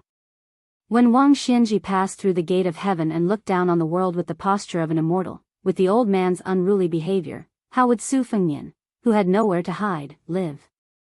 Wang Xianji did not pay attention to Su Fengnian, as well as the two uninvited guests that appeared in the corner of his eyes. A man stopped his horse, but raised his hand to retrieve the spear. The other androgynous handsome young man retrieved the embroidered winter-spring thunder double blades. The old man walked towards the gate of heaven, but did not step through it. Instead, he stood with his hands behind his back, smiled and said, "There is no meaning." Wang Xianji turned around, looked to the east, and said in a low voice, "Jiang Fuding, fight the tide for 10 years. The old man then shifted his gaze to the north, indifferently said, "You groom, you go to the ice fields of the extreme north." Finally, Wang Xianji stared at the young shepherd who stumbled a mile away, smiled and said, "I have some fate with this old man." The swordsman of martial Emperor City, Lu Huang, was a step late, tightly gripping the hilt of the Bodhisattva barbarian sword, his eyes bloodshot.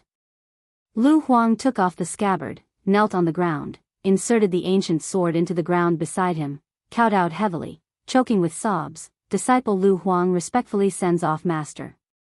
Wang Xianji finally looked at this disciple, ordered, "Wait for master's soul to disperse. You don't need to take revenge, just bury master's bones at the top of Kunlun Mountain." Lu Huang buried his face in the rough sand and didn't make a sound. Wang Xianji didn't care about this disciple's stubbornness. She turned her head and looked at the young king who seemed to have suddenly gained wealth and lost all his family assets. She revealed a knowing smile for the first time and said, "It is said that there is no second place in martial arts. You finally won against this old man, but there is no first place."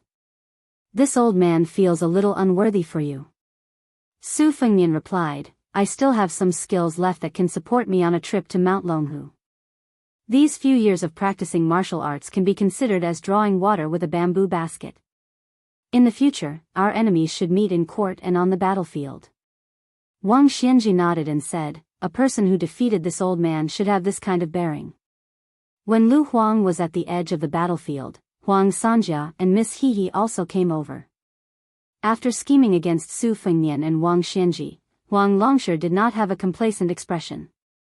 The elder held the little girl's hand, and said to Wang Xianji with a sneer, you can't stop the Son of Heaven's anger from killing 1,000,000 people, so you want to do everything you can to let the later generation have a chance to fight against the former. But you don't know that everyone has their own life. It's not your turn to blindly control this. Heart. In the future, there will be no difference between generals and generals. The emperor's throne will take turns. Not to mention ordinary scholars, even peddlers and soldiers can sit and enjoy. The less immortals there are in Jianghu, the more chivalrous the spirit is. Wang Xianji, what's wrong with the Jianghu having less immortals flying around? There will be chivalrous people supporting Jianghu. There will be no ascension. But the Jianghu's origin isn't in the sky, so naturally it won't die. Wang Xianji smiled and said, good. Wang Xianji looked around and retracted her gaze, murmuring, if so, then this old man won't stay in Jianghu in vain. Wang Xianji lightly shouted. Her soul split into 3 and turned into a rainbow and left. The magnificent divine gate gradually dissipated. Wang Xianji didn't ascend, reincarnate, or live an ignoble life, but generously gave 3 opportunities to the Jianghu in the future. One went to the faraway Eastern Sea Martial Emperor City, one went to the faraway Grand Peace City, and the last one went to the nearby Shepherd Child.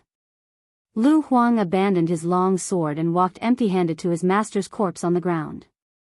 He gently carried it on his back and walked further and further north. Huang Longsher held his daughter's hand and walked towards the east. There's a beginning and an end. After this old man dies, remember to find this old man's daughter and take good care of her. Bai Hu wore the embroidered winter-spring thunder, walked to Su Fengnian and asked, you're going to Mount Longhu? Su Fengnian nodded and asked, then what about you? Bai Hu smiled and said, I don't have the habit of owing debts. Since you killed Wang Xianji for me, then I'll try to kill Tuoba Bodhisattva. Su Fengnian whispered, don't die. Bai Hu smiled and dismissed it. Su Fengnian said to Su Yanbing, Uncle Su, please bring that child back. I plan to take him as my disciple. Su Yanbing nodded and rode north with his spear. He found the skinny shepherd boy who fainted on the ground because he couldn't bear the burden. Mount Longhu. A middle-aged Taoist was fishing by the deep pool. The purple bamboo fishing rod had no hook or bait. A green leaf was floating in front of him. The Taoist Zhao Huangchao occasionally stared at the wandering veins in the leaf and occasionally raised his hand to calculate the fate. At first, it was mostly within the framework. Zhao Huangchao's expression was relaxed. The veins in the leaf turned bright and dark a few times. The Taoist who cultivated in seclusion frowned but didn't turn pale. Until the leaf turned yellow in an instant and was cut off along one of the veins. Zhao Huangchao was speechless. He looked at the 2 pieces of the leaf floating on the deep green pool. His face was pale. Zhao Huangchao suddenly raised his head and looked towards the northwest. He said angrily, Old man Wang is useless. A red rainbow smashed into the deep pool. Zhao Huangchao decisively threw away the fishing rod and rushed up the mountain. He wanted to climb over the mountain and rush north. He wanted to rush to the Earth Lung Mountain where he had raised an evil dragon in the #1 paradise of Taoism. The guest from afar knocked away most of the water in the bottomless pool. It was as if a huge green lotus had bloomed in Mount Longhu. Zhao Huangchao stepped on the canopy of the towering ancient trees as if he was walking on flat ground. His body leaned forward and his Taoist robe fluttered in the wind. The great Taoist master rode the wind. However, a cold killing intent enveloped his back. Knowing that things were not going well, Zhao Huangchao made a gesture with his fingers and was about to recite the word, formation, that would turn out to be a prophecy when one of his legs was grabbed by the monster behind him whose face he had yet to see clearly. The visitor from Mount Longhu sneered, "Go back." In the end, Zhao Huangchao's body was lifted high and then thrown into the deep pool where the water was rippling. The Taoist priest didn't have time to dissipate the force. His back crashed into the water. The visitor was determined to beat him up. He landed in the pool almost at the same time as Zhao Huangchao. He appeared beside the Taoist priest and pressed the Taoist priest's head down with his 5 fingers like hooks. One standing and one lying down, they broke through the water and fell into the pool together. In the blink of an eye, Zhao Huangchao's head and back crashed into a blue stone that suddenly appeared at the bottom of the pool. The blue stone instantly shattered. The person raised his arms slightly and still grabbed the Taoist priest's head. He then slammed it into the stone wall on the side of the deep pool. Zhao Huangchao seemed to have been nailed into the stone wall. The person was still unwilling to give up. His 5 fingers retracted and then pushed again. This repeated repeatedly.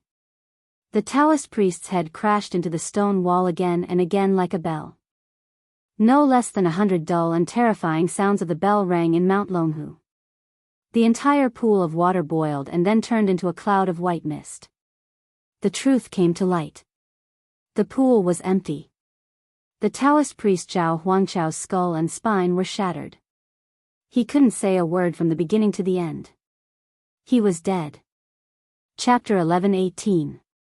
With such a big movement under the nose of the Taoist master mansion, the Taoist masters of Longhu Mountain arrived one after another. However, there were no nobles dressed in yellow or purple. The 3 Taoists who arrived first were not old. For the Taoists who could live forever in the eyes of the common people, this age was indeed not old. Like Mr. White Lotus, the 3 of them were outsiders of the Taoist ancestral court, but their cultivation was very high. They were Zhang Wenhan, Shui Solar, and Qin Kuanyong. After the father and son Taoist master mansion ascended together, the prestige of the Taoist master mansion declined day by day. These Taoists vaguely showed signs of supporting half of the Longhu Mountain. Among the 3 of them, Qin Kuanyong was the last to arrive. He saw 2 Taoists standing far away from the nameless deep pool. Beside the pool, a young man who looked like an aristocratic family squatted and seemed to be washing his blood-stained clothes. Qin Kuanyong was the most knowledgeable among the 3, but his cultivation was the lowest. He did not dare to be rash. Stepping on the wet ground soaked by the pool water, he slowly walked to Shui Solar, who had been on the same mountain for more than 10 years. Shui Solar said softly, "You guessed right. There was indeed a senior who died here. When I arrived, the senior tried to fly to the Earth Lung Mountain in the north, but he was stopped by the young man." Qin Kuanyong was flabbergasted. Without caring about etiquette, he interrupted the conversation of his longtime acquaintance and asked emotionally, according to the auspicious fortune treasure book, flying into the rainbow is 1 level lower than flying into the sky by riding a dragon, but it's much more superior than riding a crane. Even if that secluded senior didn't fly into the sky, even if you and I joined hands, we still wouldn't be able to stop him. Shui Solar looked strange and carefully said, "It was a black rainbow that rose from the bottom of the deep pool. It rose several feet from the surface of the pool, but it was torn back by the man's bare hands. It was almost completely smashed. Only about 1 inch wide and a foot-long black rainbow was left. It fled to the snow field." Qin Kuanyong frowned. The black rainbow was definitely not an auspicious sign. It was accompanied by many bad prophecies in the ancient books. Zhang Wenhan, who was some distance away from Qin Kuanyong and Shui Solar, finally asked, "I am Zhang Wenhan of Longhu Mountain. May I ask if you are Prince Liang?" The young man stood up and washed most of the blood on his body. He nodded and asked with a smile, "Zhao Ningxian is not on the mountain?" Zhang Wenhan looked complicated. He took a deep breath and took a step forward. And said, "If your highness goes down the mountain now, I can personally lead the way for your highness. If you go up the mountain, I will be overconfident." "You." Su Fengnian, who had already eliminated Zhao Huangchao, smiled, "There's no need to send me off." Send my regards to old perfected Zhao Shituan on my behalf. Zhang Wenhan felt as if a heavy burden had been lifted from his shoulders. He bowed deeply. I will definitely pass on your message, Your Highness. Such wording seemed to be respectful, but in fact, it was no different from an eviction order. However, the notorious young king didn't seem to care and walked straight down the mountain. Among the three of them, Shui Solar was the most straightforward. He had a bad impression of the Prince of Northern Liang, who had provoked Longhu Mountain. Even though he had seen how the Prince of Northern Liang ended the fight with his own eyes, he still had his own calculations. Observing the situation, he knew that the young Prince of Northern Liang was already weak.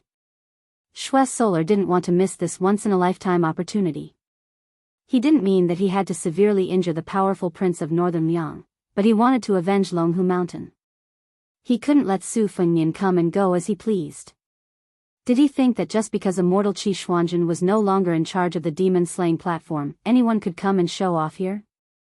So Shui Solar took a step to the side and blocked Su Fengnian's path down the mountain. Then, without waiting for Zhang Wenhan, who was said to be only one step away from the finger-profound realm, to warn him, Qin Kuanyong saw the Duke of Northern Liang disappear in a flash.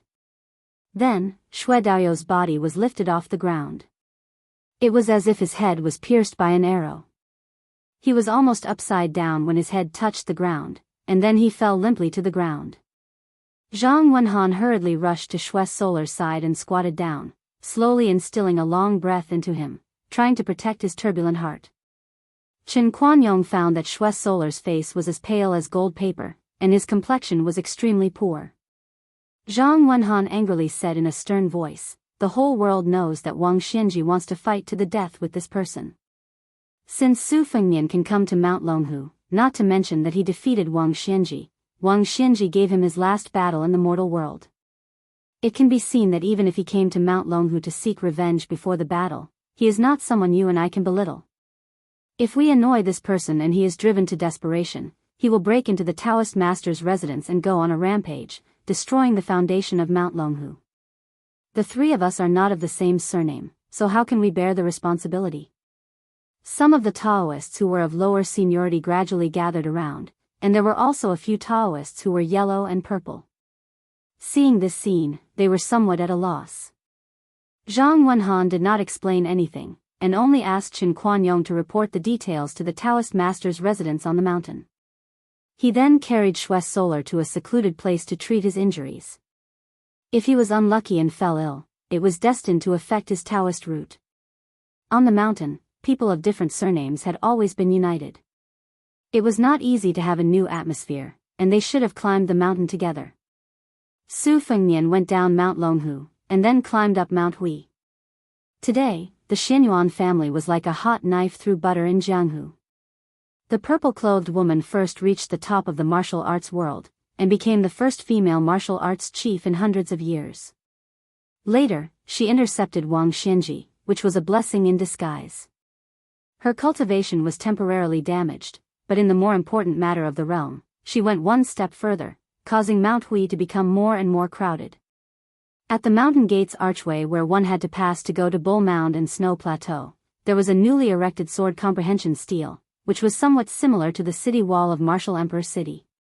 If the challenger lost, he would have to leave behind his weapon and leave the mountain. Chapter 11:19. Su Fengnian walked unhurriedly on the mountain path. There were many strange people in Jianghu, so he was not too eye-catching. Beside him was a coquettish woman who deliberately wore a big white fox fur coat at the end of spring. In front of him, there was a bald man who dragged a huge horse-chopping sword up the mountain. Su Fengnian went up the mountain this time mainly to prevent the cunning Zhao Huangchao, who had more than 3 burrows, from having a backup plan. That streak of black light that escaped the net eventually fell into the missing moon tower on the Great Snow Plateau. Although Zhao Huangchao was undoubtedly dead and could not rise from the ashes, Su Fengnian had to be careful and personally make sure that he turned into ashes. Moreover, he wanted to make a deal with Xianyuan Qingfeng. Su Fengnian had fought 2 battles in a row. Not to mention Wang Xianji, Zhao Huangchao was also an earth immortal, and he had killed 2 people in a row. It was no wonder that Shui Zhili of Mount Longhu thought that he was a pushover. Su Fengnian now only had the body of a tall tree, and his soul and spirit were in a mess. The former could not be obtained anymore, but the latter was like a dried-up pond in a dry season. As long as the pond was still there would be no water for a short period of time. However, as long as there was a few rains, there was still hope that the pond would be filled up. This was also the unique insight that Su Fengnian had comprehended after successively entering the false realm. If the true realm was a piece of Xian paper, then the false realm would be the lower layer of Xian paper. Right now, even though Su Fengnian was severely injured, he still managed to surpass Wang Xianji and kill Zhao Huangchao. The heart qi that he had unintentionally gathered after he killed Zhao Huangchao could be said to be majestic, and it led Su Fengnian to a certain place. The 4 words, "seal the mountain and leave the guests," suddenly came from the snowy plains and quickly spread throughout Mount Hui. Countless people of the martial arts world who came because of the fame walked down the mountain while cursing. Some of the guests and heroines who walked halfway down the mountain were also puzzled, but they were still sincerely afraid of the arrogance of the purple dress of Mount Hui, so they turned around and left one after another. Everyone was guessing whether there was a great change in Mount Hui. In the beginning, many people of Jianghu still hoped that there was an expert who could drag Xianyuan Qingfeng down from the Alliance Lord's throne. Later, they felt that although a woman was riding on top of the entire Jianghu, she was indeed very skillful and was rumored to be extremely beautiful. Wearing a purple dress that could topple the world did not seem to be bad, and it was quite a beautiful thing to talk about. As time passed, they instead thought that the woman could be even more superior, and it would be best if she could become the world's #1. In the eyes of the well-informed people of Liang Jianghu, once Wang Xianji left the Eastern Sea Martial Emperor city, that fame-seeking number 6 in the world would definitely be dead. There was no doubt about this. However, old monster Wang's ascension was also a matter of certainty. Liang Jianghu was very clear that for a whole 60 years, Jianghu was Wang Xianji, and Wang Xianji was Jianghu. No one could imagine how Jianghu would be without Wang Xianji. Wang Xianji was the undisputed #1 in the world. Therefore, it was natural for Jianghu to divide the world based on whether Wang Xianji left the human world or not. Perhaps it was because the master of the Xianyuan family had personally given the order, but many of the high-ranking foreign dignitaries of Mount Hui personally came out with cold faces and chased away the visitors. Some of the Jianghu men and women who relied on their skills and background were not willing to be treated so arrogantly at first, but in the end, they all suffered in the hands of the chief foreign dignitaries, Huang Fangfua. Only then did they leave the mountain with their tails between their legs. Su Fengnian went against the flow of people and attracted some playful glances. Most of them thought he was a fearless Jianghu fledgling. Only the last few people who left the archway of the mountain gate saw a man in purple standing under the archway in the distance. For the first time, he actually took the posture of going out to welcome guests. Xianyuan Qingfeng stood on the first step inside the mountain gate and stared at the master of Bailiang, who could be considered an old acquaintance. Others did not know the truth, but she could somewhat guess. Moreover, someone had just told her the truth. She calmly said, "Don't worry. That Taoist is already dead. As for why he came to Mount Hui before he died, if you want to know the answer, you can take advantage of the situation and fight with me. I'll only tell you if I lose." Su Fengnian leaned against the jade pillar of the archway and looked at the magnificent scenery outside the mountain with his hands folded in his sleeves. He sneered, "You really are a shrewd businessman. If you win against me, you'll undoubtedly be the #1 in the world. In the future, who would dare to fight with you for the position of Wulin Alliance head?" Xianyuan Qingfeng looked at his somewhat hunched back and did not say anything for a long time. Then, she lifted the corner of her dress and sat down on the steps. She asked, "How did you do it?" Su Fengnian's back slid against the pillar and he also sat down on the ground. He let out a long breath and finally had a chance to breathe. He thought to himself that this was probably what they meant by, as if a lifetime had passed. Xianyuan Qingfeng suddenly said something out of the blue. "There used to be a painting on Mount Hui that looked a lot like you. I also heard that you looked a lot like that female sword immortal mother of yours. I finally understood something, and it made me laugh for several days." The gloomy smile on Xianyuan Qingfeng's face was particularly lush. Su Fengnian said calmly, "Your father and mother's generation have already cleared up their own mess. If you insist on getting involved, I don't mind sending you on your way." Xianyuan Qingfeng laughed. "You're just a paper tiger. You still dare to scare people?" Su Fengnian frowned and dismissed the idea of making that deal. He stood up and turned to glance at her. "In the future, you should pay more attention to Jiang Fuding of Martial Emperor City and that groom Yu who went to the north." Wang Xianji had high hopes for them and gave them each a portion of fate energy before she died. Xianyuan Qingfeng remained silent. Su Fengnian hesitated for a moment, then said, "Mount Longhu has probably already secretly switched allegiance to the crown prince of Yanqi, Zhao Zhu. Even if the celestial master residence does not have the courage, that White Lotus will still bet on Zhao Zhu. If you dare to make a bet, Zhao Zhu is a good choice. In the future, the Jianghu will become more and more inseparable from the imperial court." Xianyuan Qingfeng remained expressionless. Su Fengnian went down the mountain twice in a day.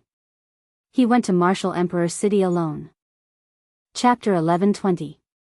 There was not a soul in the carriage. The coachman was a young man dressed in plain clothes.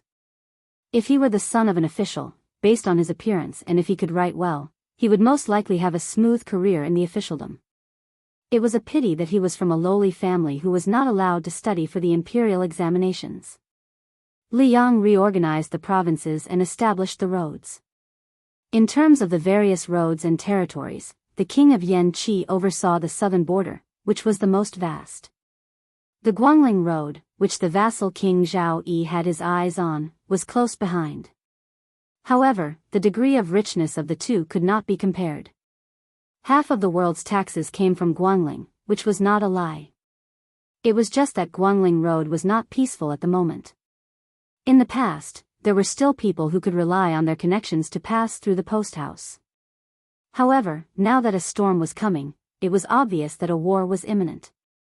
The dozen or so main post house roads around Guangling Road were abnormally strict. They did not allow anyone other than soldiers to invade. Once discovered, they would be exiled from the Tuliao. At the border of Guangling Road, there were many checkpoints with swords and halberds. One could only leave but not enter. It was obvious that the rebels of West Shu were the first to fortify their walls. Later, the matter of clearing the wilderness was handed over to Li Yang in order to catch a turtle in a jar. Several vassal kings carrying Jingnan's banners were stationed at the border. Most of them cherished their feathers, so the soldiers under their command did not violate the law. However, some of the second and third class generals who held little military power but were unable to participate in the war immediately smelled the fishy smell. Horses would not grow fat without night's grass. Around the border, there were many bandits fishing in troubled waters. It was true that there were a few rebellious acts, but it was absolutely not as serious as reported by the local government. As a result, first there was a small-scale rebellion, and then there was the chaotic scene of bandits passing through like a comb. Immediately after that, the soldiers who were suppressing the bandits heard the news and moved into action. This was the true meaning of soldiers passing through like a string of beehives, causing many wealthy families who had the strength to complain incessantly. In the end, even the envious heads of the provincial and county governments suddenly became bold. They did not care about their table manners and wantonly sent their trusted aides and advisors to the aristocratic families outside of their in-laws.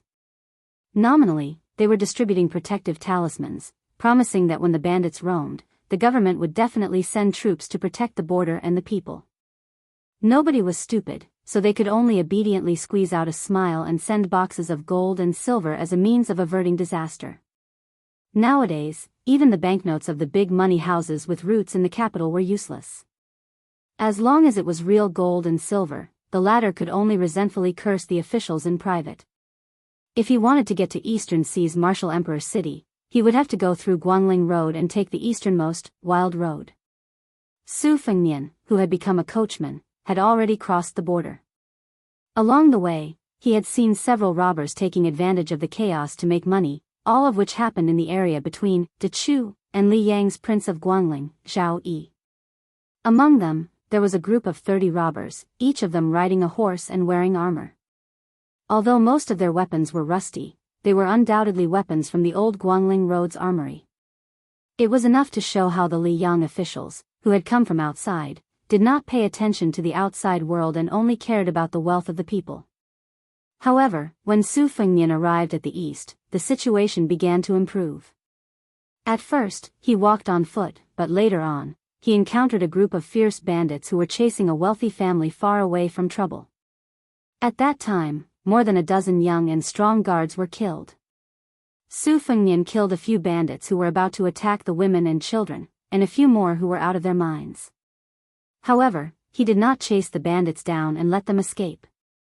At that time, a young man who was wearing a scholar's robe, who was about to kill his savior, stared at Su Fengnian gloomily and said that he was willing to pay 100 jin of gold to kill all the bandits and avenge his family. Su Fengnian ignored him. The young man was about 13 or 14 years old and was a jurin of the imperial court, but he had not yet passed the examination. He was probably a local prodigy and was highly regarded by his family. They were all eagerly waiting for him to bring glory to their family, so it was inevitable that he developed a condescending arrogance. When the young man saw that this young man who traveled in Jianghu was not chivalrous and had suffered a tragedy himself, he did not cover his mouth and said a few very unpleasant words. Su Fengnian was too lazy to argue with a child and continued on his way. However, the old man of this small noble family was kind and quickly came forward to reprimand his eldest grandson's rudeness. He gave him a carriage as a gesture of gratitude and carefully gave him a small stack of silver notes. The old man originally wanted Su Fengnian to help escort him to a safer place further south, but after testing him, he did not force him. In fact, the carriage and the 300 to 400 taels of silver were just worldly possessions. Moreover, so many guards who acted as coachmen had died, so some carriages had become burdens and had to be abandoned. Su Fengnian did not refuse, which was why he had what he had now. Afterwards, there were some ignorant water bandits who came forward to harass him, but they were all easily chased away. This made the absent-minded Su Fengnian think of many old people, such as the large group of old and young from Mount Qingcheng, who did not look like bandits at all. As for the Jianghu chivalrous men, he remembered He Zhu who rode a horse to the spring god lake to deliver a message to Miss He. Su Fengnian felt that he had been to Jianghu several times and had seen many so-called chivalrous women, but no matter how he counted them, perhaps only Lu Nerong from the Fish Dragon Gang and Zhou Qinghu, whom he met along the way when he met great ancestor Gu, were more in line with his impression of chivalrous women in his mind. Their kung fu was mediocre, and their appearances could not be considered stunning. If he had met them earlier, they were far from the Jianghu fairies that he had envisioned when he was a teenager. When he was young, he always thought that chivalrous women were carved from the same mold, nothing more than white clothes fluttering in the wind, otherworldly. He felt that they would not need to eat, drink, defecate, or fart for the rest of their lives. Now, Su Fengnian would definitely not be so naive as to take things for granted. At first, Su Fengnian insisted that the restoration of West Chu was nothing more than Chao Changqing going against the current, and that he was destined to be unable to win the general trend of the world. He could only temporarily occupy a remote corner, unable to make a sound by himself. Then, he would be reduced to a new generation of young and strong generals in Liang with little merit, and help the old generals of the spring and autumn period leave the imperial court. However, along the way, he had seen many of the older generation of West Chu survivors who had endured humiliation for more than 20 years. For the time being, they still kept their mouths shut. But Su Fengnian knew that the more they endured, the more the Liang officers and soldiers would exploit them. With Chao Changqing as the backbone of New Chu, it might not be as vulnerable as it seemed.